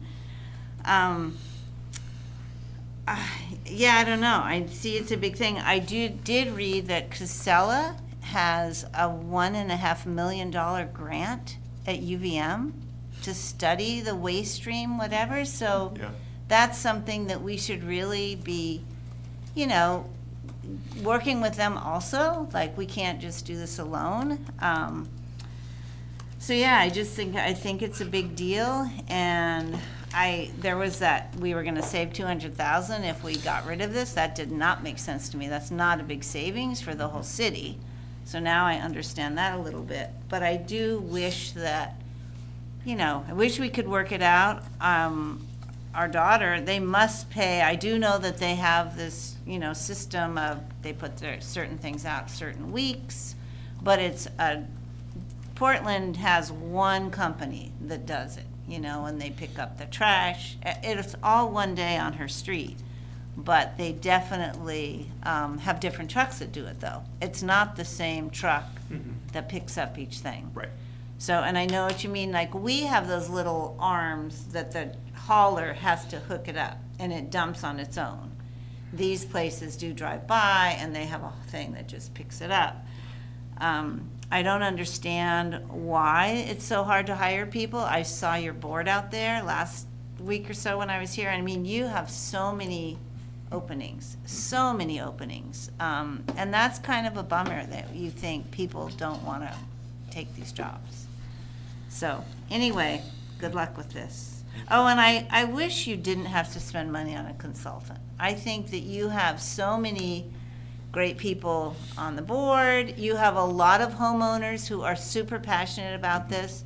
We, in my opinion, in the past 10, 12 years with that administration, we spent so much money on consultants, and then nothing happened with it, you know? So I would really, you know, look into getting more people that could share information, what's happening. I mean, I'll certainly, like I say, we know a lot of people in a lot of different states, and I don't know any you know, neighborhood that has so many different haulers. And I love what Jim said about being so attached to their hauler, you know. That's cute, but yeah, we have to have zones. I think that's the only way to do it. So thank you. Thank you. Great. Go ahead. Hi there, Clayton Dexter, Ward 7. I have a lot of comments, but I'll try to talk fast. I am, to my own demise, passionate about just about everything. And when I came to this town, I thought it was more of scale than Boston, where I came from, where I could actually have my voice would be heard without me having to make 8 figures. And I think that's true, but I've realized once this came up, this is something that I missed, that I didn't realize there was a problem of all of these different haulers coming down the street and they were skipping 3 houses to go to the one that had there, and that's wow, that's such a stupid problem to have. But and it's weird how this kind of snuck up on me too, because I first see Mayor Emma saying that this is like a budgetary issue and we're going to save like $200,000. To my, my immediate indication to me was like, this is a huge public good to, save a few pennies on what's going on. And then we come to find out, well, it's not $200,000. It's the lives of several of these workers. And to which the utilitarian might say that's a great deal just to let these people work in misery to maintain a public good. I would reject that. I think hearing the stories of those people was enough for me to say, like, this is a serious problem. And then seeing this now about how you're saying that we're now in crisis mode and where everyone's panicking to figure out a solution. Maybe I missed it again because I didn't even know this was a problem. But if this has this been brought up before, I'm having a hard time not seeing this as an extreme administrative failure. That it got this bad, that people had to work in these conditions for this long, for us to get here and have no time to listen to these great ideas. That if we had heard these, I don't know, a year or two ago, that we wouldn't be here talking about this in crisis mode right now. So I would love to hear you out. I would love to be wrong, but I'm having a hard time seeing how this isn't your fault that we're sitting here having this discussion. I guess I'll just offer that I think the priority for me is I think consolidation is the biggest one. And if our path to consolidation is privatizing, that is a sacrifice I am personally willing to take, though I think several of my peers in discussions before this would disagree with me on that front. My second priority would be keeping this as a public good. I think it is a public good and should stay a public good. I would need to see the contract. I want to see the contract. Before I'm not a commissioner, can put my stamp of approval on it. Not that you care, not that you should. But the issue with having something like this privatized is like, what happens whenever they up the price? They're seeking profits. A municipality is seeking balancing a budget. That's a concern, and I don't think private companies should have hands in public goods. That's a concern, just principally across the board. And then I guess I'll just have one more thing. Just I'm also curious as to how, if you're having so many problems keeping people hired and coming on board, why don't they have that issue? Why doesn't Myers have that issue? Do they? And are we going to run into the same problem with them? I mean, certainly COVID era taught us that people are willing to leave jobs that they no longer like because there are now remote and office jobs that are better that pay just as good. So, I mean, are we going to see the same problem with them? Is this just something that happens in the waste management world that, I don't know, but why is the job going to be better if Casella does it? Are they going to enjoy their jobs more than the municipality is? How does this fix employee morale? Not just for these 4 or 5 employees who are having a really terrible time, but in general in the industry. I need a lot of answers here. Please help me with this. Director Spencer, if you use one. Okay, great. Just checking. Deferring to the chair. So, good questions, and thank you for your passion on this issue. Staff agrees that, there's a lot of promise to consolidated collection. And if it's the will of the community to move to consolidated collection through a municipally operated program, we are willing to advance that if it is set up as an enterprise fund, which gives additional tools and additional insulation to the general fund. The city has an appetite for a lot of resource and programs. We are a small city, and at the end of the day, the staff has to figure out how to do all that work. How does life get better for a worker, for a private hauler versus us? I think it's because fundamentally their core mission is solid waste collection. Our core mission is 20 different things, and we are trying to do all 20 things simultaneously, from plowing snow to jumping in plow trucks. And that distinguishes us, that our business is so broad that we are not able to give the focus, at least with current resourcing, to this business to the extent it needs to be supported. Could we do it better if it were an enterprise fund and funded better? Absolutely. And then I think it really could survive the test long term. But we as a community need to decide we're going to do this as a municipal operation. We're going to set up an enterprise fund.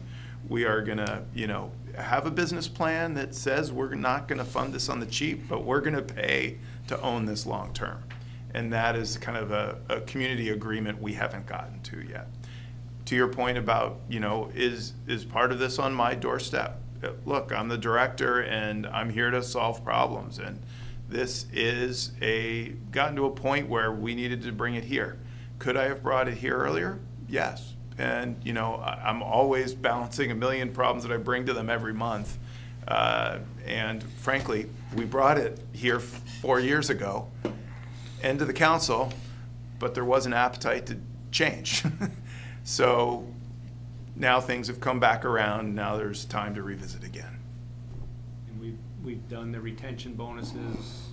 We've regraded the position from a grade 12 to a 14, added another position. So we had the redundancy because we only ever had 3 drivers. If one was, people need to take vacations, people get sick, people have children they need to attend to if they're sick. Yeah. Whenever someone was out, we'd have to pull from street maintenance. So we added that 4th person as for redundancy. So if someone was scheduled off, that person would go in the truck, insulates our department. We can keep doing the work we know how to do. But as that 4th position left, that 3rd position left, the 2nd, now we're down to the last one. And this person, I heard today, is actively looking to move to another department within the city, which I said earlier is great. But then that's going to be 3 more street maintenance workers. You saw 4 employees at the meeting. There's another 13 that are in the same agreement, but those 4 just went to represent, and I really wish that the union president had gotten up to speak as well. We have people that get injured.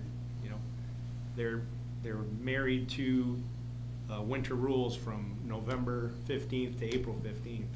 They're not allowed to take any time off because we need to put them on call. They have to be here. So the summer time's their time to take their vacation. I applaud them that some actually don't want to take some time because they feel like they're going to put the burden on their coworker to have to keep filling in just to make it so short. Short-sighted, one-sided. And that's where it's really starting to wear on people. We can't lose any more people in street maintenance because we don't get the applicants fast enough. Same with fleet maintenance. We went without a technician for almost a year. We just don't get the applicants. I don't know why. We just don't. So you're saying part of the reason that it's different for... Yeah, thank you. We need to move on to other public comments. Yeah, absolutely. Thank you. I hope we answered. Thanks. Yeah. You did. You answered some of them. Thank you. And thank you for taking that. You can send an email to it. Okay. Yeah. With that, I think that's... Do you want to speak to this item? Yeah, go ahead. Yes. Yeah. And I think Sharon Busher was... Yes. Oh, yes. We still have people online probably too. It's me again. Yep. I just want to say, having sat through this whole presentation, I give you a lot of heat. I actually didn't have time to sit through it on Monday, and maybe if I had, I would have had a different comment. So I did just want to say, you changed my mind. Well, you didn't change my mind. I still think that consolidated municipal recycling is the place to go. I'm fully on board with the short-term plan, and I do think that, like I said, I thought this was a good plan. It made sense to me, and I do think that that's the right path to go forward. So thank you for your work on this. You know, I'm not afraid to say when I'm wrong. I still think there's other things that I'm going to keep pushing on you on, but when I'm wrong, I'll let you know. So. I would expect nothing less. So, thank you. Thank you, Jack. Thank you. Thanks, Jack. Let's just check online if anyone else has any public comment. Sharon Busher, you are up in queue. Hi, it's Sharon. You asked me to wait until this item came up, and I did. So what I would like to say is I haven't seen the data that tells me. I heard the comments from employees at the city council, the street workers who are forced to work in recycling. And I feel for them because they're working double shifts, and that's not the job that they signed up for when they started their journey with the city. I don't understand. I think I heard that there are 4 positions in recycling. I don't know how many trucks you have on the street. I heard you have 3 trucks. It sounds like one's functional, one's been out for a long time, one's been out for about a month. And I'm wondering if 800 hours of maintenance is being done per year on these trucks, when would that have triggered the statement of the department to say, we need to go and get capital equipment, we need to buy a new truck? That's a question that I have. You mentioned that those costs are out of the general fund, and there could have been savings there for the team that repairs equipment. So I wasn't quite sure, and I'm not naive about the cost of a truck. So I just didn't understand why that didn't trigger some talking about a need for either leasing or purchasing a new truck. So that's number one. Number 2 is, as I said, you said there are 4 positions. I don't know how many people you need to work daily, if they work 5 days a week. I'm not sure that 4 positions are adequate to staff a job like that. And so it necessitates you pulling from other parts of DPW, street maintenance, and I'm not sure where else. And so I think that's a big dissatisfier. I also think that I heard you, and this is not intentional.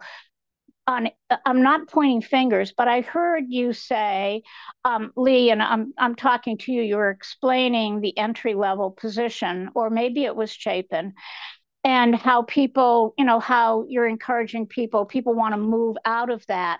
I think that's a problem we've had even when we staff parking garages with people, that there's the perception that this entry-level position is, you're unworthy. It's not your destination.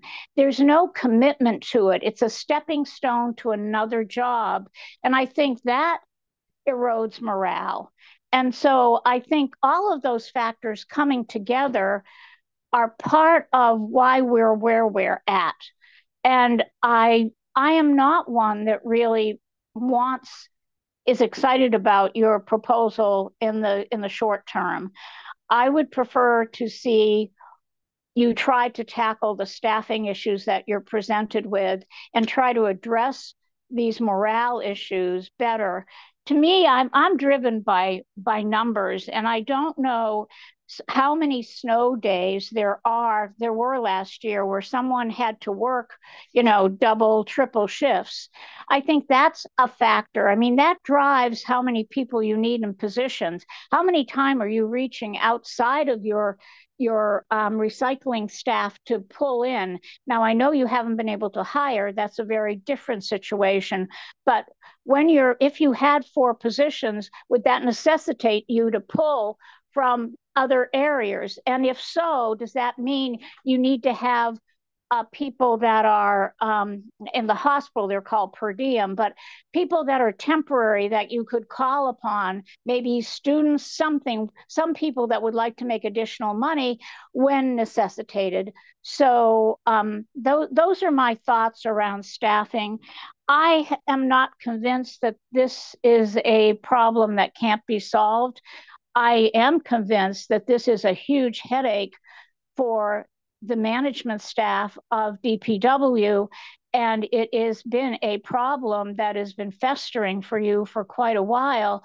And I think that people are making comments because nobody likes to see a problem like that hit morale and be such a problem for a department.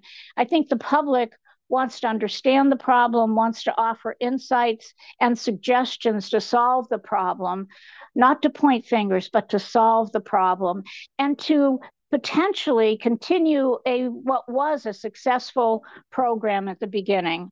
So those are my comments about short term. As far as a consolidated citywide system, that's down the road, but I do worry. I worry because DPW, because you house water and you did the great streets, we've invested a lot of money in infrastructure.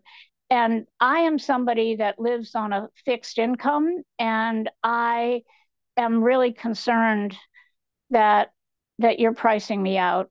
And an increase in the solid waste tax is just another hit where my income is stagnant. It doesn't change, but you can continue to raise taxes, raise prices, and I'm trying to figure out how we can deliver services smartly without doing that, without always raising the price. And that's not an easy thing to accomplish. So when you talk about consolidation, I want you to think about, if you had a consolidated program, how many injuries would that bring to the city and to the insurance policy for the city? How many trucks would you have to maintain? How many more people would you have to have in your maintenance shop, or whatever you called it, something clever. I don't remember what you said. And I just feel that a consolidated program sounds wonderful. I love the fact we have our own utility. I love BED. I'm so proud, and I think we've kept our costs down. I like the idea we have a water system, but I've been around long enough to know that Champlain Water, when they became more robust, they took some of our business, and our costs went up to provide water to our community. So I'm not totally on board with bringing in another enterprise or program. I'm not totally on board until I really understand the cost.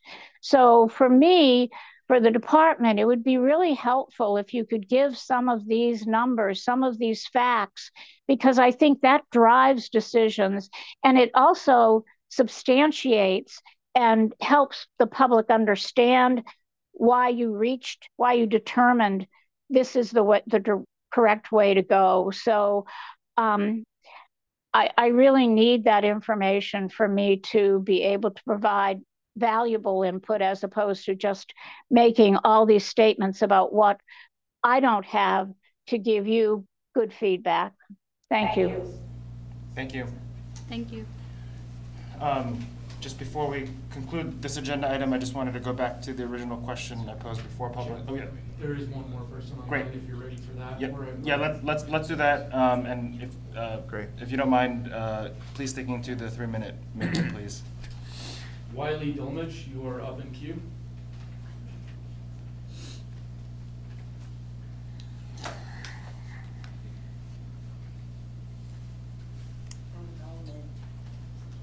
Wiley, are you able to hear us?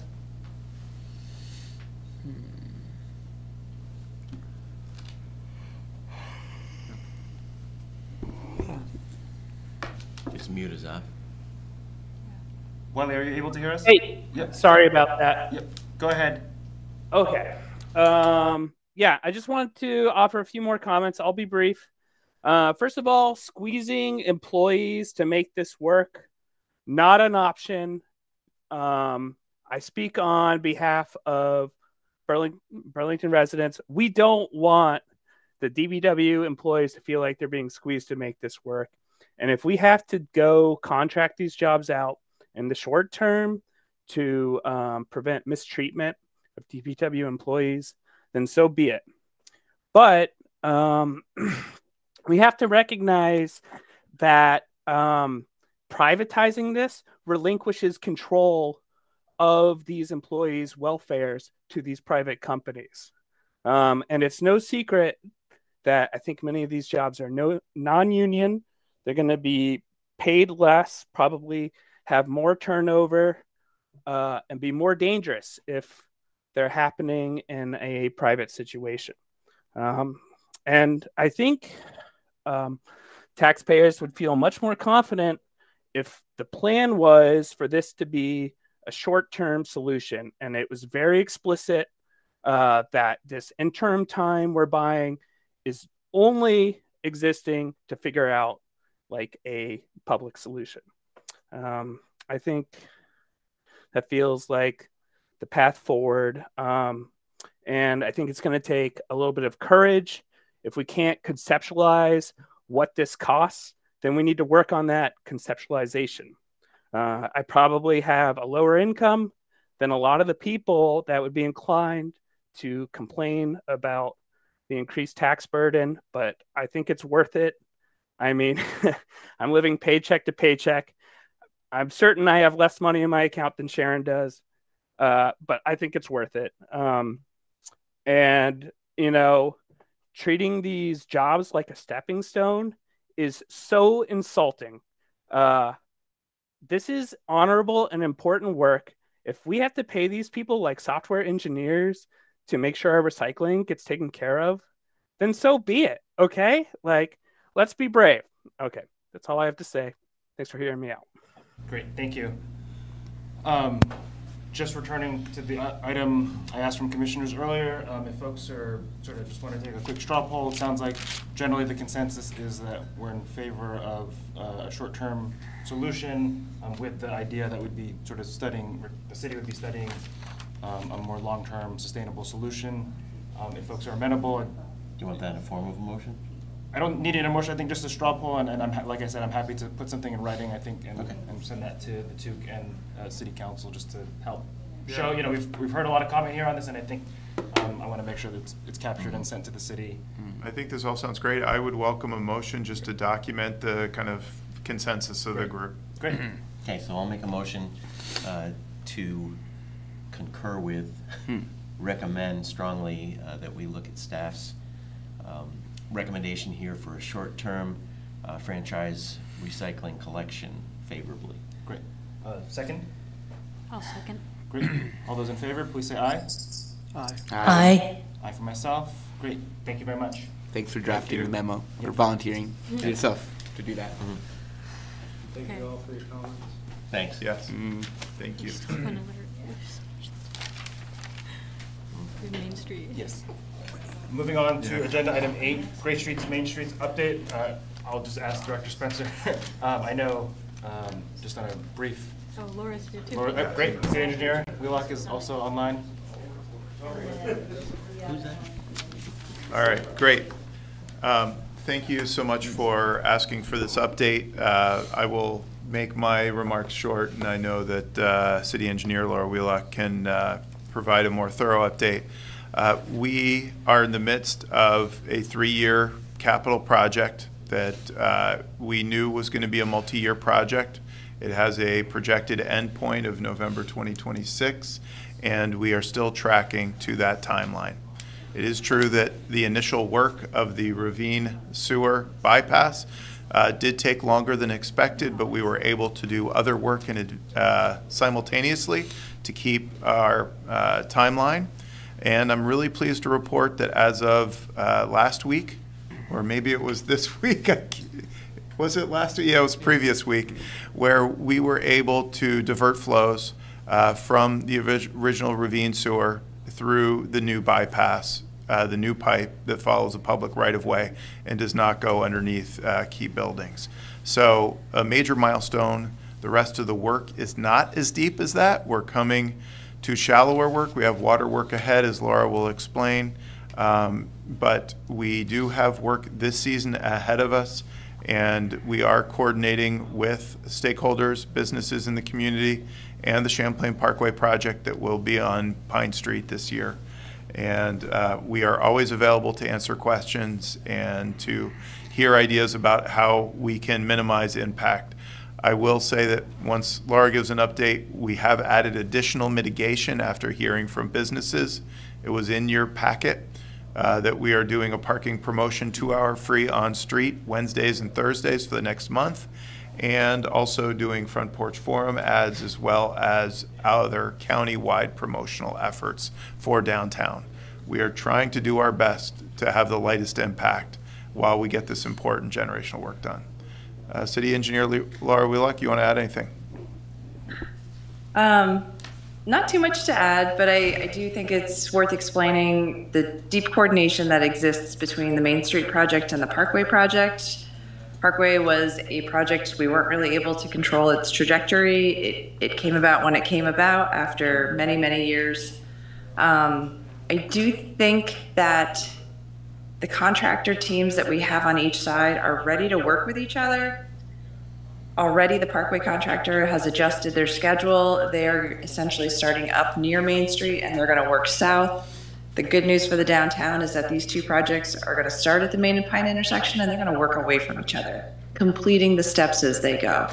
So as each of them complete the next step, Parkway is marching further south out of the downtown and Main Street will continue further east. SDR Island is on a path to be substantially complete with the first 2 blocks of Main Street this season. There will likely still be a couple carryover items, but really they want the substantial amount of the streetscape back and completed by this November. That is from Pine Street through the west side of Church Street's intersection. The next block will feel a lot more substantially done at the end of this season. It's going to have water main replaced underneath. There's 2 water mains on this block. That is actually starting as early as tomorrow because we finally got some good news on this project and we got a valve working today that we didn't think was going to go our way, but we are starting that work a few days early. This is really the story with SDR Island. They strive to meet their goals. The fact that they didn't meet the schedule on the ravine sewer is an abnormality for them. But like what happened on the Shelburne Street roundabout when they were doing the roadway blasting, they weren't meeting their schedule mark. They were 9 months behind projected when they finished the blasting for all of the utility work there. And then they made up that time and they actually finished that project 2 months early. So it's a goal of theirs. Yes, they have until November of 2026, but I don't think we will see them out there that long. Great. Thank you. Super. Let's turn over to Commissioner comments. If anyone has any questions on this, we'll start with Commissioner O'Neill Vivanco. Not really questions. I mean, just I did see the Facebook post and I saw the water flowing through the pipes. So I was really excited about that. And I think many of us on the commission know and appreciate that this is really brain surgery while the patient is moving. You know, on the commission, we are all Burlingtonians. We want our businesses to thrive. We want our downtown to be vibrant. And I just encourage DPW to continue the deep communication and regular communication with our businesses to make sure that we're aware of these events and that, you know, as Zandy had mentioned, and also Kelly, what we can do to make sure that visitors can get to these events and activities as we get into the warmer weather, and that our businesses have, I know Zandy even mentioned that Director Spencer is really communicative. I appreciate all that. But if we can just kind of lean our shoulder in a little bit more, and certainly work to create the messaging that, it's safe to move around Burlington. And the more people that are out in Burlington using our space, the safer it will feel. So thank you for continuing the work on the brain surgery while the patient is still moving around. Thank you for avoiding, cholera. Like, these are all things that I don't mean to be like flippant about it, but that are really, really serious, that we're taking on. So thank you. So no other comments, believe it or not. Thank you. Commissioner Davis. Sure. I guess in terms of the communication, I'm curious about a couple things, like the comments about specific events happening and the concerns. I'm not sure I completely followed what was going on in the public comment section, but is that essentially that the event's meant to happen on a certain day, and if they don't get information from the contractors or from DPW, but about what the contractors are doing construction-wise, that they have issues holding the event? Do I understand that correctly? Laura, do you want to take this or me? Nope, I can, let me quickly go through it. Yeah. So we worked through the bike swap last year. It's an event we've been aware of. We've been tracking it and discussing in our weekly meetings. We've done some early outreach to find out what each vendor in this area, since they both hold these types of events, have planned, like we do with a lot of other businesses on the corridor. For this one specifically, I actually kind of had an aha moment after talking to Chapin in the hallway today. I think we were misunderstanding each other. I think this vendor, as they're trying to create their promotional material, actually wants to understand a little bit bigger of how to get people to this event, versus we were really preparing some answers of a very micro, like, you'll have access to your driveway. Of course you will, because this is what we require of the contractor, versus being able to create a message that has a consistent path. It also required us to have our 2 weekly construction meetings to get a final bit of information that was part of Zandy's questions that he sent us last night. So we do absolutely look at every vendor's events that they have going on throughout the corridor. We ask for people, especially when we are making major traffic changes, as we give our 3-week update. Do you have something we need to be aware of, something that needs to be considered? Coming up here soon at the beginning of June is going to be a ton of move-outs that occur. And I think luckily we're far enough off the residential streets, but that still sometimes means a moving truck has a hard time moving around our detours.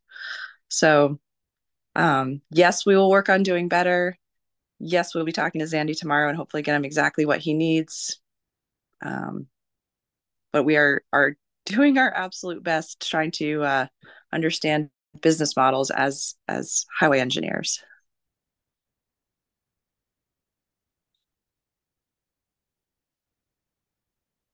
My viewpoint. Understood. I was wondering, in terms of communication for, like, I know the Champlain Parkway, because that is closer to my neck of the woods, has like something you can sign up for, the subscription to get emails and things like that. I'm assuming there's something very similar for the Great Streets project as well.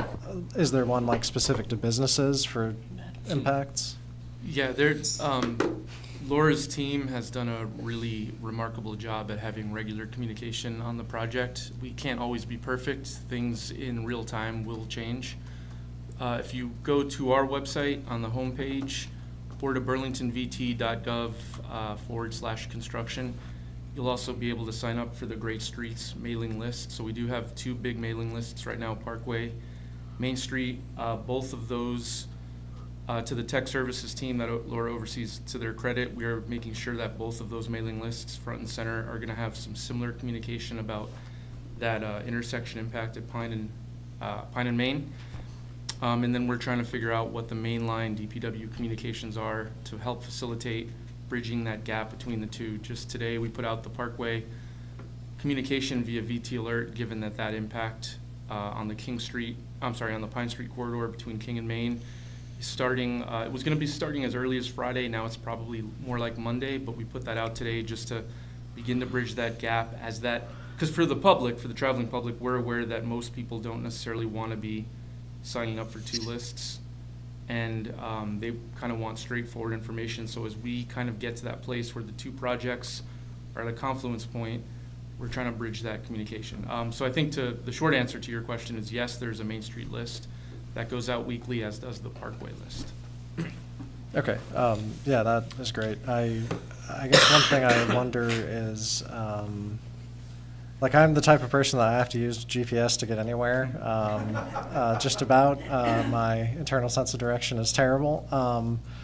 So I wonder if maybe part of the problem is just a feeling that, like, if someone sees a detour sign and they don't know what's next, that they might be kind of put off from doing something. So I wonder if maybe, like, there's signage improvements that could be done or something. Again, I'm sure these are things that have already been considered, but just I wonder if maybe that's part of where people are struggling. There's definitely a multi-layered tool. I know Laura can speak more eloquently about the signage coordination between the 2 projects. We do have a downtown detour list, greater downtown detour map for the public who wants to kind of forward educate themselves on where the likely impacts are going to be. We know that doesn't get you in real time. We do submit major road closures, known road closures, and especially the long-term road closures through Google Maps. We've used the Waze community editor before, but I think we've been finding Google Maps a little quicker and more nimble. And then Laura's team has been having these active conversations on how the sign packages for those 2 projects and then future College Street, Pearl Street paving, kind of all are gonna work around the downtown together. Okay, awesome.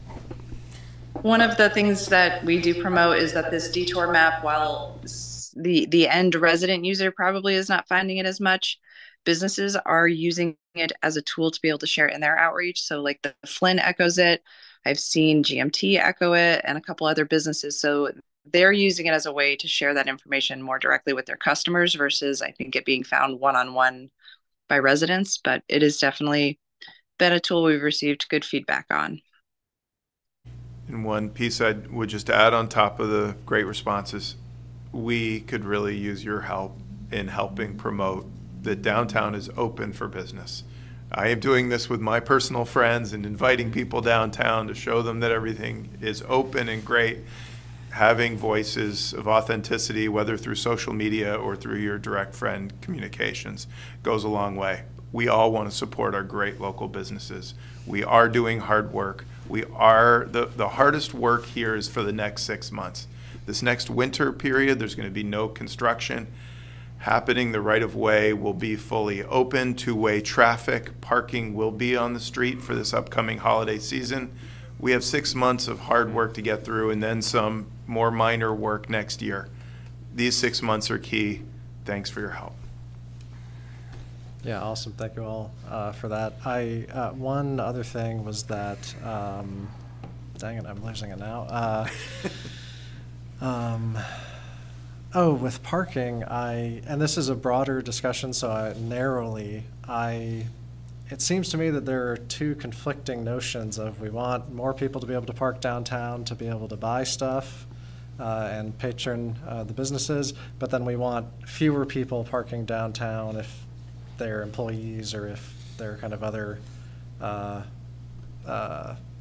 entities. And I guess I don't, does it feel like a contradiction to you, or am I not kind of fully grasping what is going on? Yeah, I would say I can hear how it would seem maybe that way, but we are very strategically focused in providing robust on and off-street parking while expanding our multimodal transportation system. And both of those things can occur. We are reducing the amount of on-street parking through this project at Main Street, and there are other on-street impacts as we do bump outs and as we build bike lanes. But we still have 1,000 spaces, usually a day, in our garages still available. So, and we have purchased subleased parking at Courthouse Plaza Garage to help out during the construction. So both things can be true. We're building out alternative transportation networks. Main Street will have the first off-street cycle tracks that the city is starting to build out. Tremendously exciting. 67 less parking spaces. There will still be on-street parking. There's still off-street parking. It's not an either or, it's a yes and. Okay, awesome. Thank you. Commissioner Barr? Thank you. Sorry, switching it up, that's all right. Communication is always the most challenging. I've been in this profession for 20 years now, and trying to identify as many different venues as you can to get the information out, and you're still going to miss some people.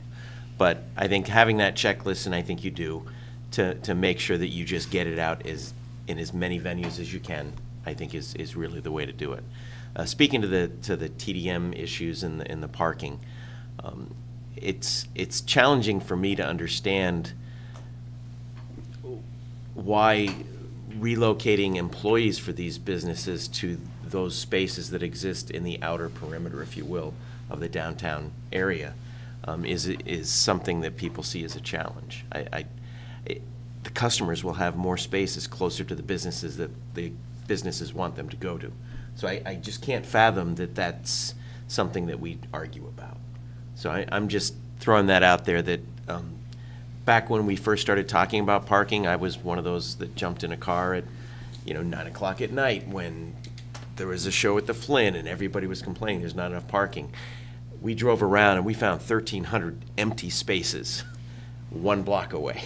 So it exists down there. It's just a matter of I guess, good signage. We've talked about wayfinding and signage.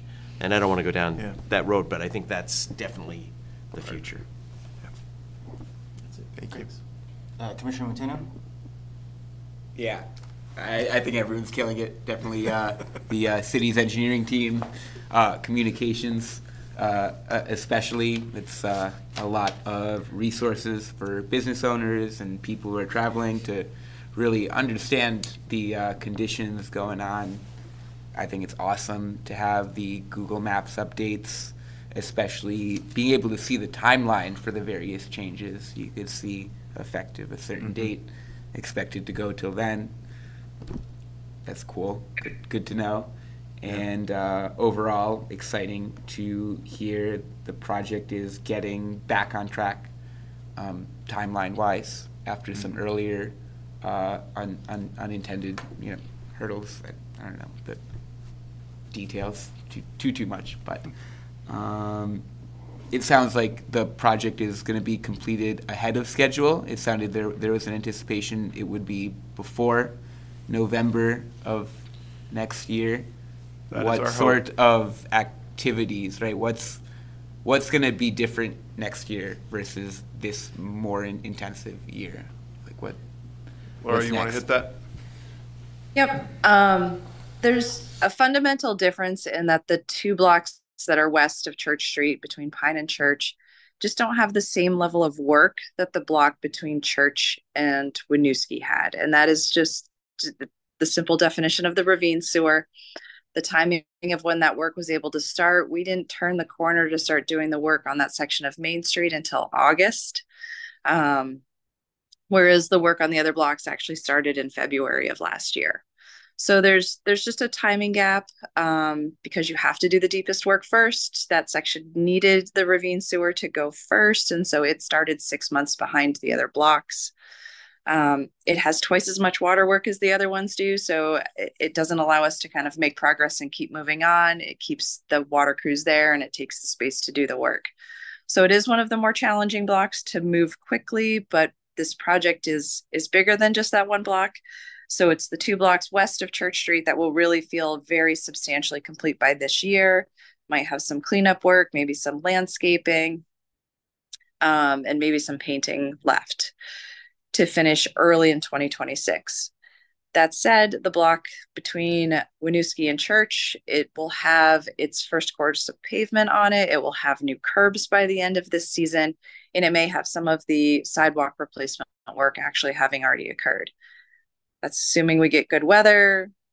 Generally, this construction type is something that is better practiced, and so its projected timeline is a little bit more certain than the ravine sewer was. So it's a staggered finish, I think, is the short answer, because it was a staggered start. if that makes any sense. Yes, outstanding. Yeah. Well, I'm excited. You know, it's four new, better blocks to make for greater streets overall. I hope people see it, right, experience it, and have the appetite to make more streets great in this way. I'm certainly very excited. Great. Vice Chair Fox? Everything Commissioner O'Neill Vivanco said, just put a checkbox next to it for me, and that's it. Got it. I was gonna. I didn't know we had emojis on this. Yeah. I forgot what I was doing.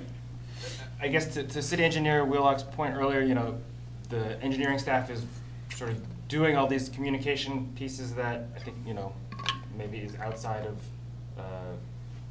sort of regular duties of a engineering department. And I'm just curious, you know, the city has the Business and Workforce Development Department, which I assume is responsible for a lot of this type of work and should be helping and assisting. Yes. So I hope that they're working closely. Yes, they've been the silent DPW department. We may need to invite them to our picnic this year.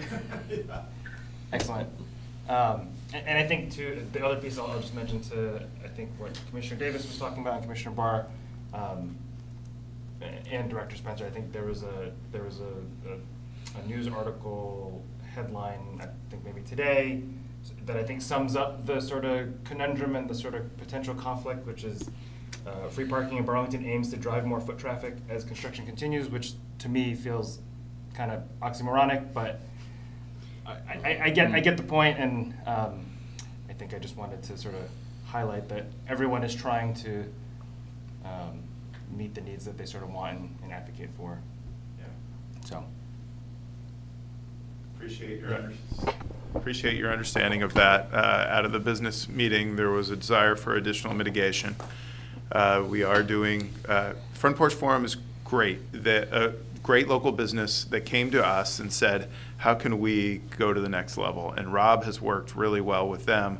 They have given on their own free advertising space to businesses impacted on the Main Street corridor. You may have seen that in your recent Front Porch Forums. In addition, we've done an ad buy that's going around county-wide, and a host of social media, and Business and Workforce Development's got a $25,000 grant that's also doing promotion.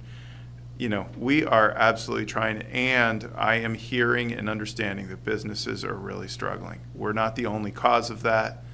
COVID took office market away. There are antisocial issues downtown.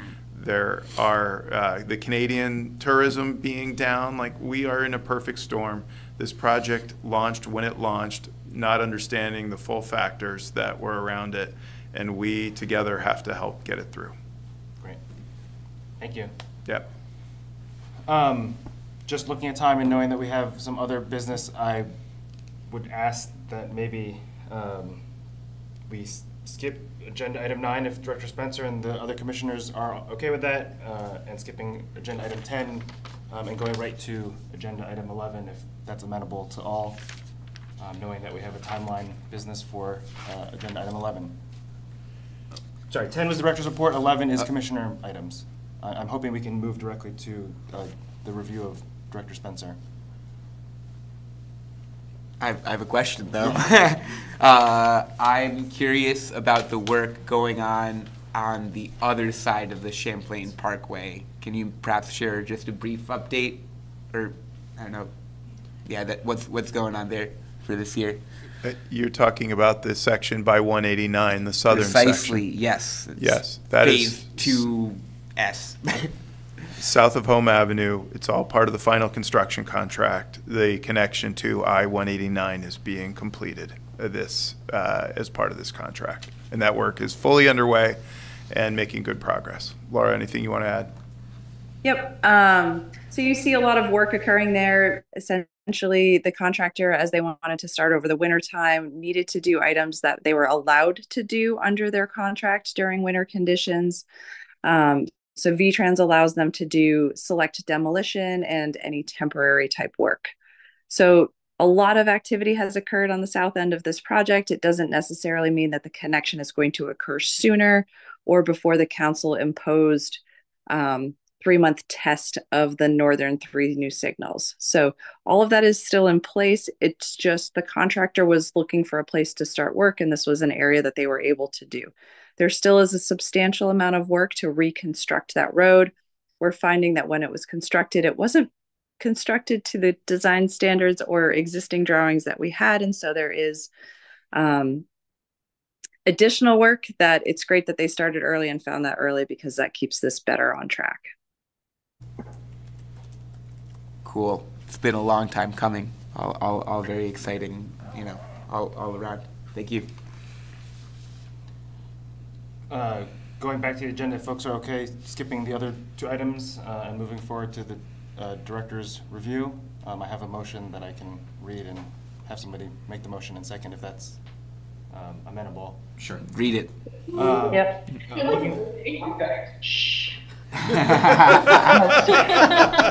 Oh, that's cute. Not you, I'm sorry. You sure, Peggy? Looking for a motion to convene an executive session to discuss the annual review of the Public Works Director pursuant to 1 VSA 313A3. So moved.